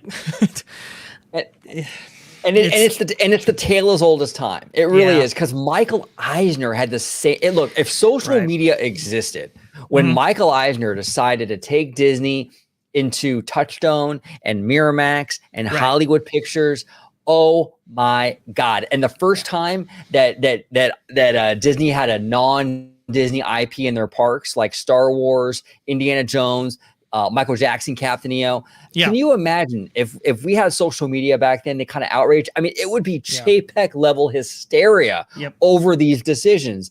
But in hindsight, Eisner made the right call. We wouldn't have a Disney today if he didn't make those decisions.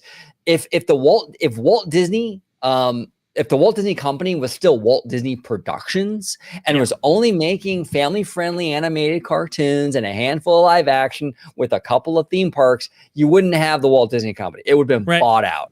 It has to evolve a little bit, and you can do that and respect the image and the branding, and that's what Chapek is saying.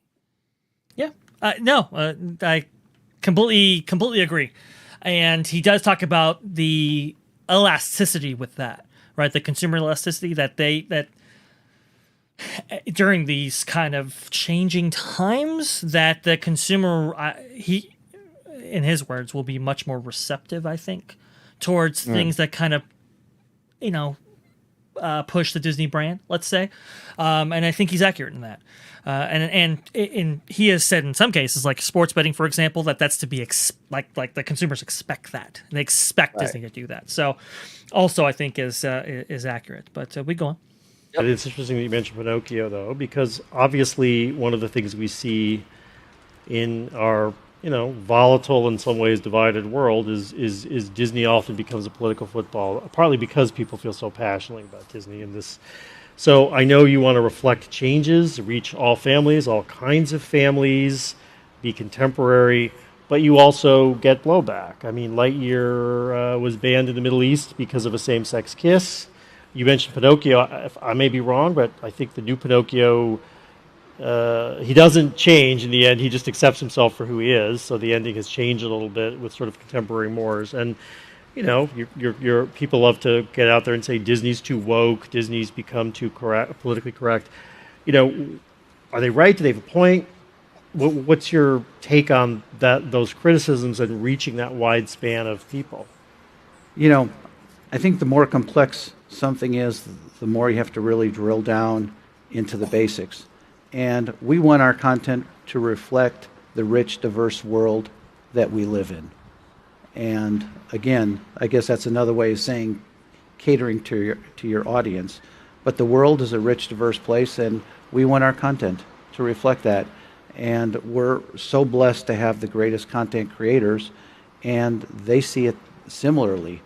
But I think that's good from a commercial standpoint as well, because then you appeal to the largest possible audience. And certainly, we live in a world now where everything seems to, be polarized. But I think we want Disney to stand for bringing people together. I always say when someone walks down Main Street and you look at the castle, you're not thinking, I'm on one side of the political spectrum or the other. You have a shared belief in all the wonderful aspects of what Disney is, and we want to use Disney to bring people together, and I think we'll do that by diverse stories and diverse characters. What do you think your role as CEO of this gigantic company is very specifically on that storytelling front? There you go. Yeah, I mean that's not, and I know a lot of people might take that as like, being woke, right? His comment right there, oh, that's Chapek being woke. But really, in my opinion, is it really that much different? Bringing people together, being for everybody, is that comment right there really different than like, say, when you wish upon a star, doesn't matter who you are? Yeah. Well, this kind of mindset of togetherness of everyone we're all in this together. We're a global kind of community, right? We're all one. Is it really that much different than when you wish upon a star, doesn't matter who you are? When Walt Disney said, I want these parks to be for everybody, is that really that much different than what Bob Chapek just said? I really don't think. I think left and right sort of take things to an extreme level. On the left, everything is racist, everything is a phobe or an ism, and on the right, everything is woke. And it's just I'm not on either of those. I'm kind of more in between. I think what he said, making content for everybody. I want to make everyone feel welcome, or there's something here for everybody. I think is consistent with the company and their 100-year history, in my opinion. But what do you think? Just because things are diverse doesn't mean they're woke. It's I think this will be coming up here consistent with where Bob Chapek wants to take the company. I do think he wants to moderate it out a little bit and kind of maybe get less preachy. I think it's a good word to call it, right? Yeah. I think he is about very much about inclusion and diversity and so forth when it comes to the representation of characters and so forth. But I think he understands, and he'll go into it here about how they have conversations about this kind of stuff. I think he understands very well that it can't be you can't necessarily ostracize a group, right? You can't necessarily be exclusive, right? Which I think that is a big distinction between the Iger era of content and the Chapek era of content, if that makes sense. And they go on about it. That by diverse stories and diverse characters. What do you think your role as CEO of this gigantic company is, very specifically on that storytelling front, though? I mean, you again, you've got to, when you read, oh, Lightyear is banned in this region because of this kiss or something like that, I'm sure it comes to you after the product has been pretty far down the path. Do you have a role in some ways of shepherding, shaping? Do you have views about what you should be doing there? Do you think that you leave it to the creators, and do you get to express your opinions? Yeah, we talk about shaping our content a lot and some of the push-pull of all these different forces. But in the end, we have to follow our North Star, which again is storytelling and catering to the audiences that actually love Disney, and all audiences that love Disney. So, to be clear, you don't think Disney's too woke? I think Disney is a company that has survived for 100 years by catering to its audience, and it's going to thrive the next 100 years by catering to its audience. Now, that was a very what's the word for it? What's the word for it? Very disciplined Politician's message. answer. Yeah, politician answer, disciplined. It was very I think on that one, especially because he's gotten in some heat for this particular topic. Yeah. I think he was probably coached a little bit as to what to say, but I don't think he's necessarily wrong. I think Disney needs to go in that direction. You can be for everybody without getting overtly political. Walt Disney did it all the time. I gave many examples.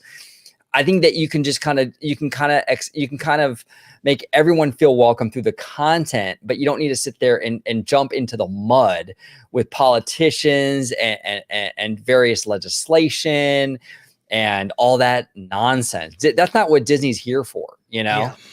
Yeah. No, I 100% agree. And I think that's the root of what he's attempting to say. Because like if you bring your biases into it, then you'll start to project and start to, let's say, extract what you're projecting a little bit from what his comments are, right? And I think we have to be very, very mindful of that, because I don't think he's saying, we're going to exclude right wingers or left wingers or whatever. I think he is kind of saying like our North Star is, like Alio said before, great storytelling, right? And great storytelling, you can do, inclusive, kind of inclusive works that aren't necessarily preachy, right? And I think that's where he kind of wants to get back to. It's like, okay, look, listen, it doesn't matter if we have a black or gay character necessarily, right? Or just hypotheticals thrown out here, but we have to be true to the storytelling. We can't have, let's say a She-Hulk, right, where some of that kind of detracted from the work. Right? Detracted from the larger story there, that kind of push people away a little bit. We can't really have that. We gotta be everything that we do has to be consistent with the broader story that we're trying to tell. Right? The thing we're trying to say with our work that's not necessarily politically or ideologically motivated. I think that's where he's really kind of getting at. And honestly, if that is what he's trying to say, which I think it is, I think that is good. I mean, I think it is good for both sides going forward, which I think is where Chapek wants to be. Absolutely. Let's continue. Cool. Part of the audience is sports fans. I think you affirmed fairly recently ESPN remains important to Disney. You just signed a contract with F1, which I think has been very good to Disney. There's a lot happening in the space around live sports. Amazon has been chasing as a pro football. Are you where you want to be on live sports? Are you feeling like others in the space there's more to get and put on air? And how are you thinking about it? We love live sports because live sports and news are one of the few businesses where there's a timeliness to the viewing now. And if you're in an ad business, that is extremely important as advertisers try to generate an audience during a specific time. We happen to be very present and very proud of our work in both of those areas. I think for those folks that look at ESPN and, are sort of talking about, well, is it really right at Disney? Is it not right at Disney? I think what they're failing to see is that ESPN is a power brand. It represents, like Disney does in terms of its family audiences, to the sports fan, it is the power brand out there. And that power brand, while certainly it plays a lot in the world of linear television, we talk about, well, what's happening to, the cable bundle and are people cord cutting? That is a particular execution of that brand that happens to have been very powerful and relevant for many years, still is in many ways, but that is not the essence of the brand. The brand is much larger than that, and the brand will continue to evolve in terms of how it reaches its consumer, but it's still a really great brand, and that's what we look at when we look at the long-term prognosis for an asset within the company or a brand or a franchise within the company. It's a great brand, and I know for a fact there are dozens of companies that would love to have that asset if they could. Yeah. Oh, absolutely. Comcast was one of them at a certain point, right? Right. Regarding ESPN. By the way, thank you for everybody who's watching us during I think it's Game 1 of the World Series in the sports world right now. I know that's gonna, a lot of people are watching that, and I do appreciate you spending the time with us. Absolutely.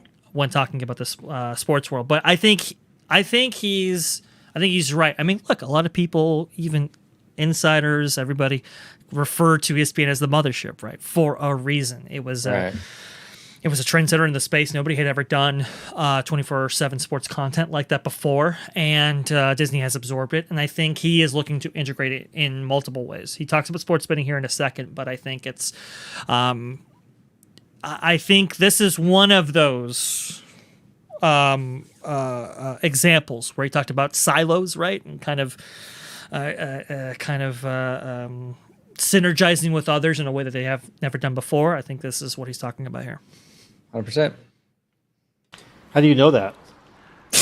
Well, there has been a lot written in the press about, ESPN's not a great fit for Disney. Disney's not a great fit for ESPN.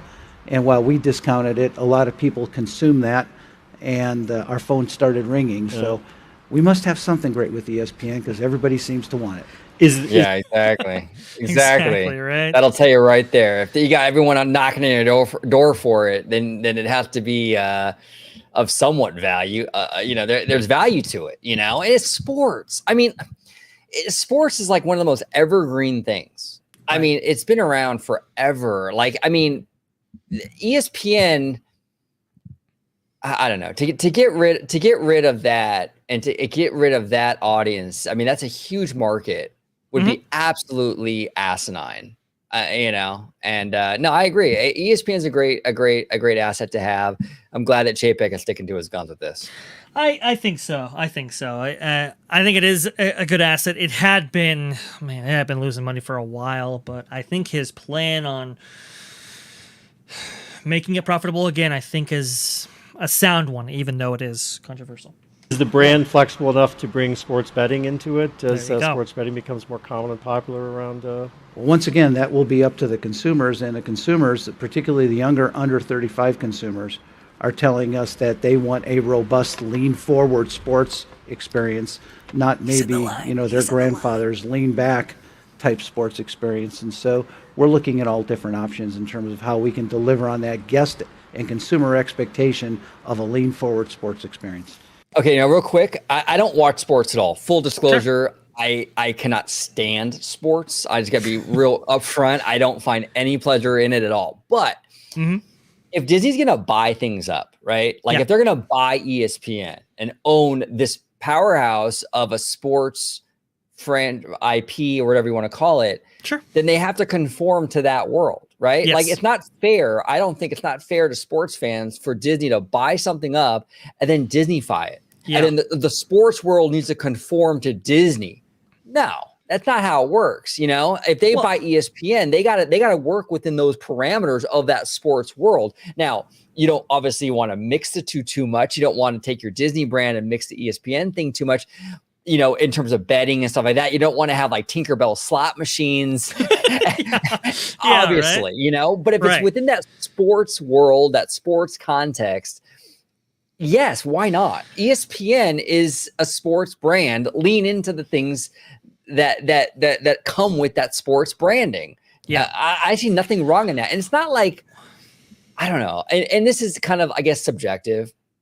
I never understood the issue with the betting thing anyway, like some like morally corrupt thing. I don't understand that. I mean, I could see if Disney was out there like, you know, building like strip clubs or something. It's like, okay, so you bet on a game. Like, who cares? I don't know. Maybe I'm just like super like late. Well, like, I don't know. I don't see the big deal. I think there was a stigma around that, kind of like we've talked about it before with like alcohol or maybe or cigarette usage in the parks, right? There's kind of a stigma there that, you know, that has changed throughout time, and that's why he's saying under 35, because that consumer base really really doesn't want it. I think the best analogy to this is Deadpool. Right? Right. It would be unfair to fans if they bought Marvel and bought the rights to Deadpool and didn't actually incorporate Deadpool in a way that, you know, Marvel or comic book fans expected, right? And I think that's what he's talking about with the sports segment, right? Right. He's, you know, and I think OG breaks up a great point. It would be unfair to sports fans if they had a brand like ESPN and not give them what they wanted from it. So I think that's what he's talking about. And like you said, you can be, you know, I'm not saying that we go with a rated R Deadpool attraction for the parks. Right. Just like, you know, you were saying for slot machines, right? I don't think, you know, we're not going to necessarily put those on the Disney Cruise Lines. But for that world, this is a big part of it. And that's a huge revenue stream for Chapek. I don't think it's to be expected that he would go in this direction. I don't see that as necessarily controversial just on the face of it, depending on what they do. Yep, so 100%. I'll go for it. Okay, we've got to hit on a couple of other areas in the time we've got left, and we could talk a long time. So I again, thank you for being here. You came up and know the parks very well. We and others have been writing about the pricing strategies you've taken. You've candidly said it's partly about managing supply and demand because the demand is so high. With high demand for the parks, you know, does that suggest there's room to grow the parks, open more parks, that the parks business will continue to change? And again, taking a long view, where does parks need to go for you? Well, our parks were very successful before the pandemic, as you know. We shut them down depending on what park and what part of the world for a year to 2 years, and we opened them up, and you know, we were very pleased with consumers' willingness to come back. I think a lot of that had to do with trust that they had in our brand, that we would open them up in a responsible way. And we certainly, you know, through things like the NBA bubble, I think that was a model for how you can actually operate a business where people had to come together. And I think that brought us a lot of confidence in people's mind. Since then, you know, we've seen, you know, a strong business for us, and I think that as long as we continue to have those stories and tell those stories in a way that meet our guests' needs, that will continue then to encourage people to come to our parks and go on our cruises and continue to be a robust business going forward. Do you worry? I mean, you mentioned the passionate Disney fan base. It is passionate. They go online. They have forums. They debate your pricing. They do. Some love it. They have YouTube channels, right? Some hate it. What's the line on continuing to manage it as you have, but not alienating those customers, those diehards? We want to guarantee a great guest experience no matter when people come. If they come the second Tuesday in September, we want them to have a great guest experience. Maybe that wouldn't be so hard in the past, but if they come the day after Thanksgiving, we also want to guarantee that they're going to have a great experience. The people who actually come into the park that day, we want them to have a great experience, so that no matter what day you come, you are guaranteed to get that magical experience that creates magical memories that last a lifetime. In a world where we don't control demand, you're left with one of two situations. You either let way too many people into the park where they don't have a great experience, or you manage it by just turning people away at the gate. Now imagine if you're a family from Seattle and you come to Disneyland, you come for a 2 or 3 day stay, you're there at 10 o'clock in the morning and you're turned away because we won't let too many people in the park. So what we developed during the COVID shutdown is a reservation system, so we can plan like every other business out there, like an airline that's got fixed capacity, like an airline, hotel, cruise industry. We developed a reservation system so people would know ahead of time whether they were going to get in or not. And then we practiced yield management, which every other company in the world can do, so that we, have pricing be a reflection of how many people we can actually let in and still guarantee that great experience. So for some of our fans, that's heresy, but I think it's not only good business practice in terms of maximizing shareholder value, but more importantly, it protects the guest experience so that when you get into the park, you can have confidence it's not going to be overcrowded. You want to start off? There's a ton there, and I will say this: we'll probably do a follow up on this for more extended thoughts, because I know you have a hard at yourself, OG. I know George probably has some thoughts too, so don't worry. We will debate this, but initial thoughts, OG. There was a lot said there. We know this business very well. What do you take on this? Okay, here's the thing. With the whole, at least here in Anaheim, I'm not as familiar in Florida, right? In Anaheim, when they were doing the reservation system early on after the parks reopened, when Chapek talks about making that experience for that family from Denver or that family from Seattle, a good experience because they're traveling all this way, right? A lot of fans are kind of mocking Chapek. Oh, he doesn't care about them. I mean, this, that, and the other. Well, here's the thing. If you all remember, the buckets were heavily skewed towards those families from Denver and those families from Seattle when the parks reopened. It wasn't until Magic Key started to sue and threatening class action suits that Disney had to alter the plan. So the initial plan that Chapek is talking about, he's not lying. He was catering to those families. It was the Magic Key lawsuit and that pressure that forced Disney's hand into giving Magic Keys more of a bucket, more of a reservation bucket. I mean, you talk about it in the context of catering. They didn't even have annual passes for those first 3 months, so it was exclusive only to the people who bought tickets and the people who actually came to enjoy vacations. Go ahead, OJ. Yeah, so I don't think he's necessarily lying there. I think that is the intention to some degree. The yield management, which he acknowledges and admits, he's not trying to hide anything. He says it. Yield management, every company does it. Like, he's not hiding it. There's no like secret plot, whatever. He's saying to you and the world, he's doing yield management.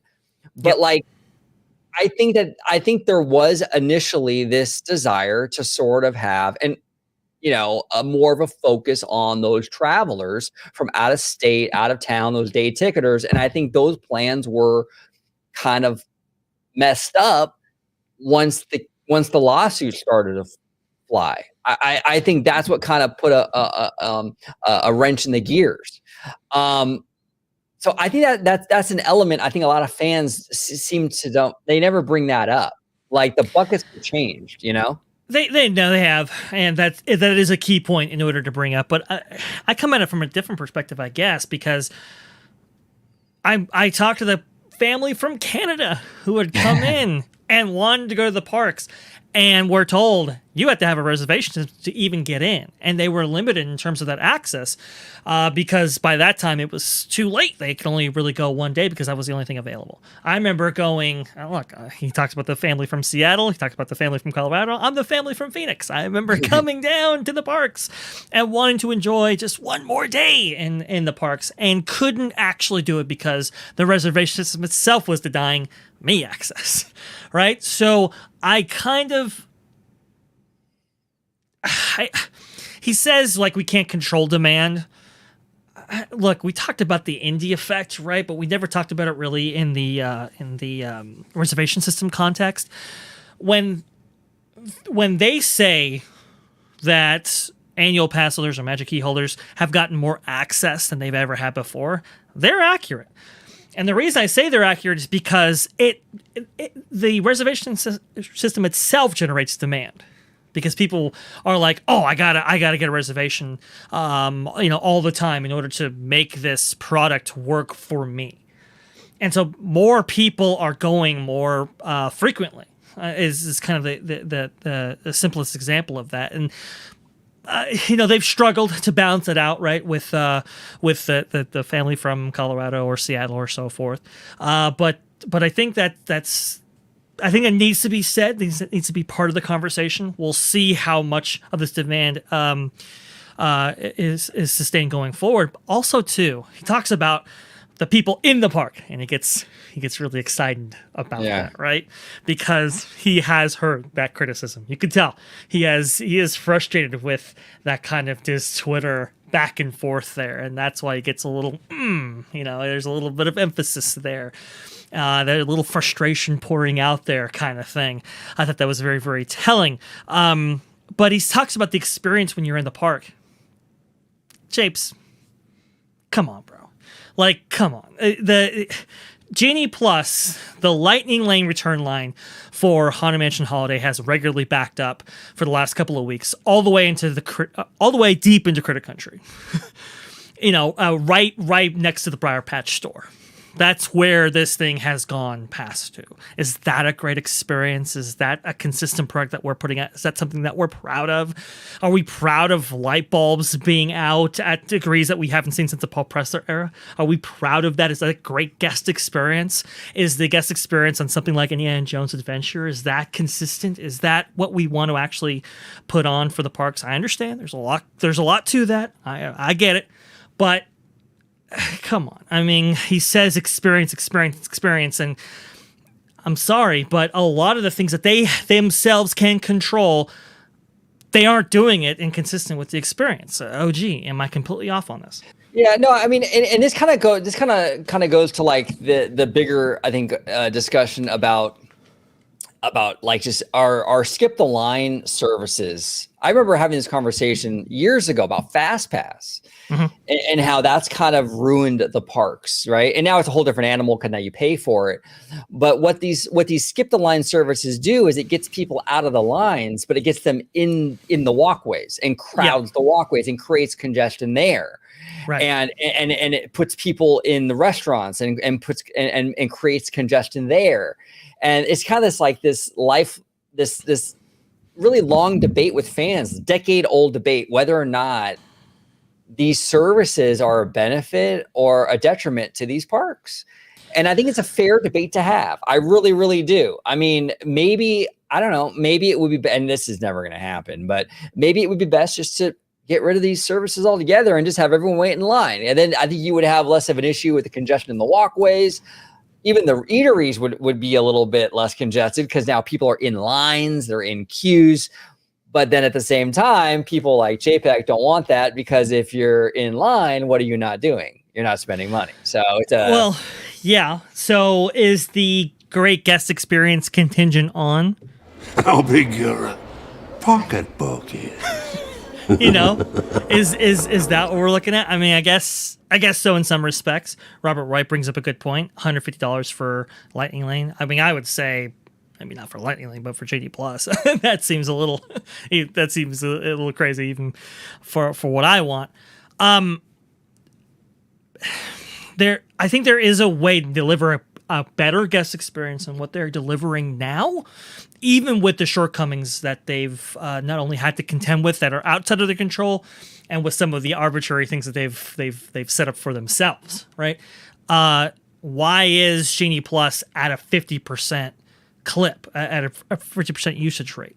Because and you talk about it, OG. You talk about how it does. When you have a FastPass type service and those are out of balance, it does clutter up the walkways. It does clutter up the places to eat. I mean, you just relayed to me a story about one of your most recent trips and how you couldn't find a spot to eat at, a table in which to eat at the French Market in New Orleans Square. Is that right? Yeah. It's like, is our reservation systems really amounting to a better guest experience on the back end?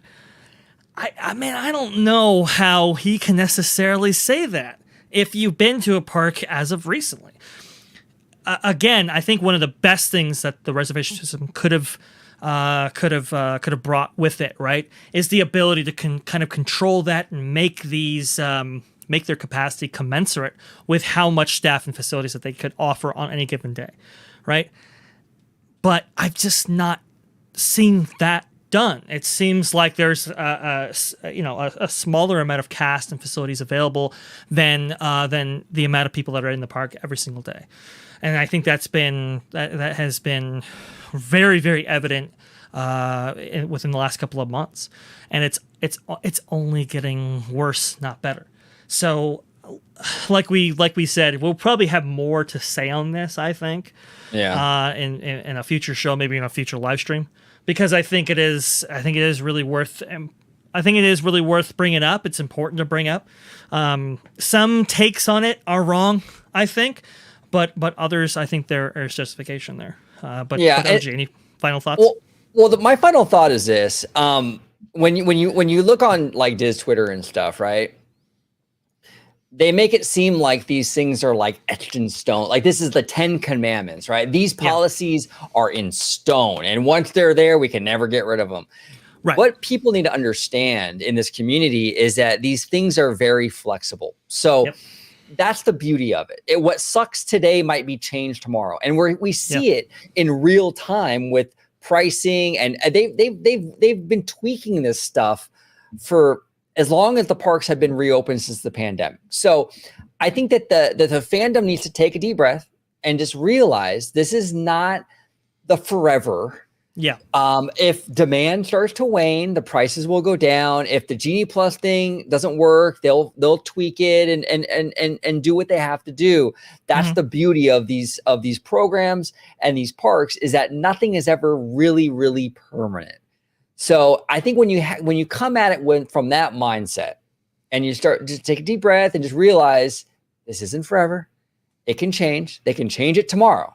I mean, it's not as like this existential threat.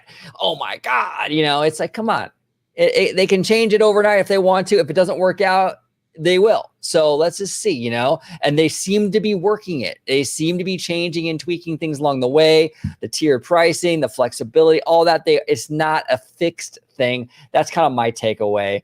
Cause I see a lot of hysteria, and I just think that, I don't know. And Alia brings up a good point, right? What's the incentive to change? It's going to be, if it hurts them in that pocketbook, right?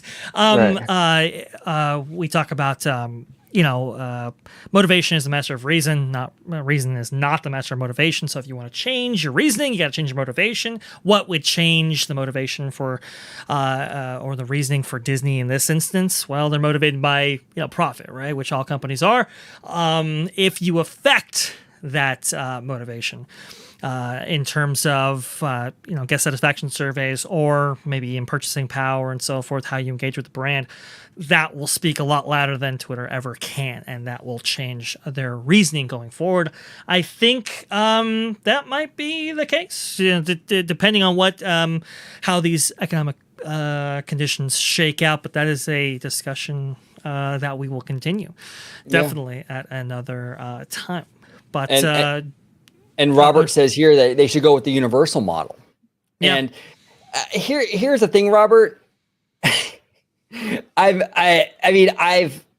think both parks have good and kind of bad going for them. A lot of people like to kind of put Universal on this like pedestal, right? Like they're like the gold standard. I don't know. I mean, our buddy Sean was just there, and you read this tweet. It doesn't sound much different than Disney. Ops were a mess. The insane crowds, wait times were off by 30 plus minutes. Yeah. Is that the gold standard we really want to reach for? I don't necessarily know. I think that we can I think all these parks can kind of do better, to be honest. I think Disney gets much more of the eyeballs, so we don't hear a lot about the Universal stuff, but I think that there's a lot of issues going on both sides. So yeah, I mean, Robert, I do agree with you. Like the Universal model is good on a lot of things. I think like the VIP cut the line stuff at Universal is much better. It's a better system. I wouldn't say though across the board that they run a tighter ship, because I do think I've been hearing a lot of here and there stuff about their ops too. So I don't know. Remember we talked about the overflowing trash can, how we were saying that they may have oversold it. I think that's reflective of that. So again, guys, Disney's not isolated in that. I think it's a fair point, OG, to bring up. Yep. And then Mulls 1289 says that still don't understand why they never bought Garden Walk. Oh, don't even get me started on that. We could do a whole live show on the third gate and all that stuff. That's something that there's so much to that. It's ridiculous. It's ridiculous. But to my 2 hour and 4 minute crew, I want to thank you all so much for joining us on this live stream all about Bobby Chapes. It was a very, very interesting conversation. I want to thank everybody for joining us today. Mullis 1289, Robert White, Showcase of Wishes, Alia, Theme Park Casual, Undead Nerd. I just want to thank BJ Vincent, Matthew Murr, Riff Raff. Thank you all so much for everything today. We do appreciate you taking the 2 hours with us and really just kind of talking shop. It's been a really, really fun show. Before we close it out, I'm going to drop a little something for our friend Showcase. He, look, you know it's coming. You mentioned it in the chat. I got to do it. We got to drop the Carl's Jr. drop. Here we go.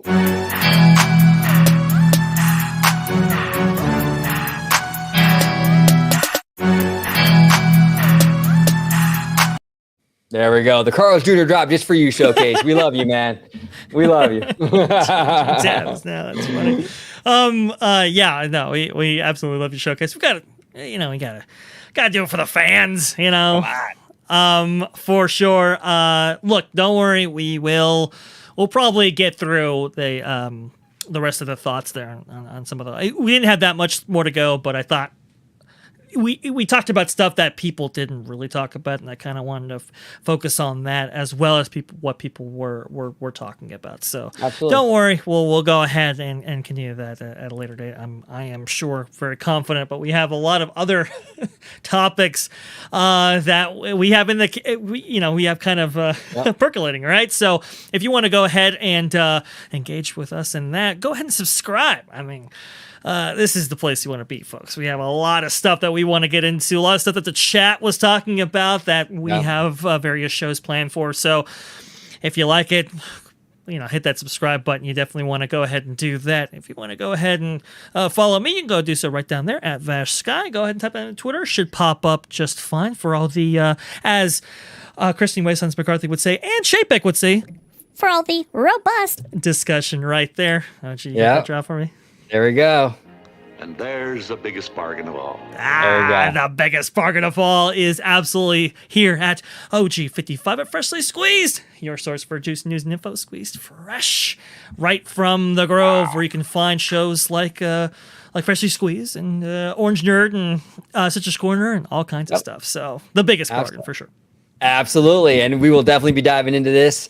Thank y'all more. This park stuff. A lot. We have a lot to dive into and more shows to come. Thank you all so much for joining us on this OG55 Live. Take care, everybody. Thank you very much.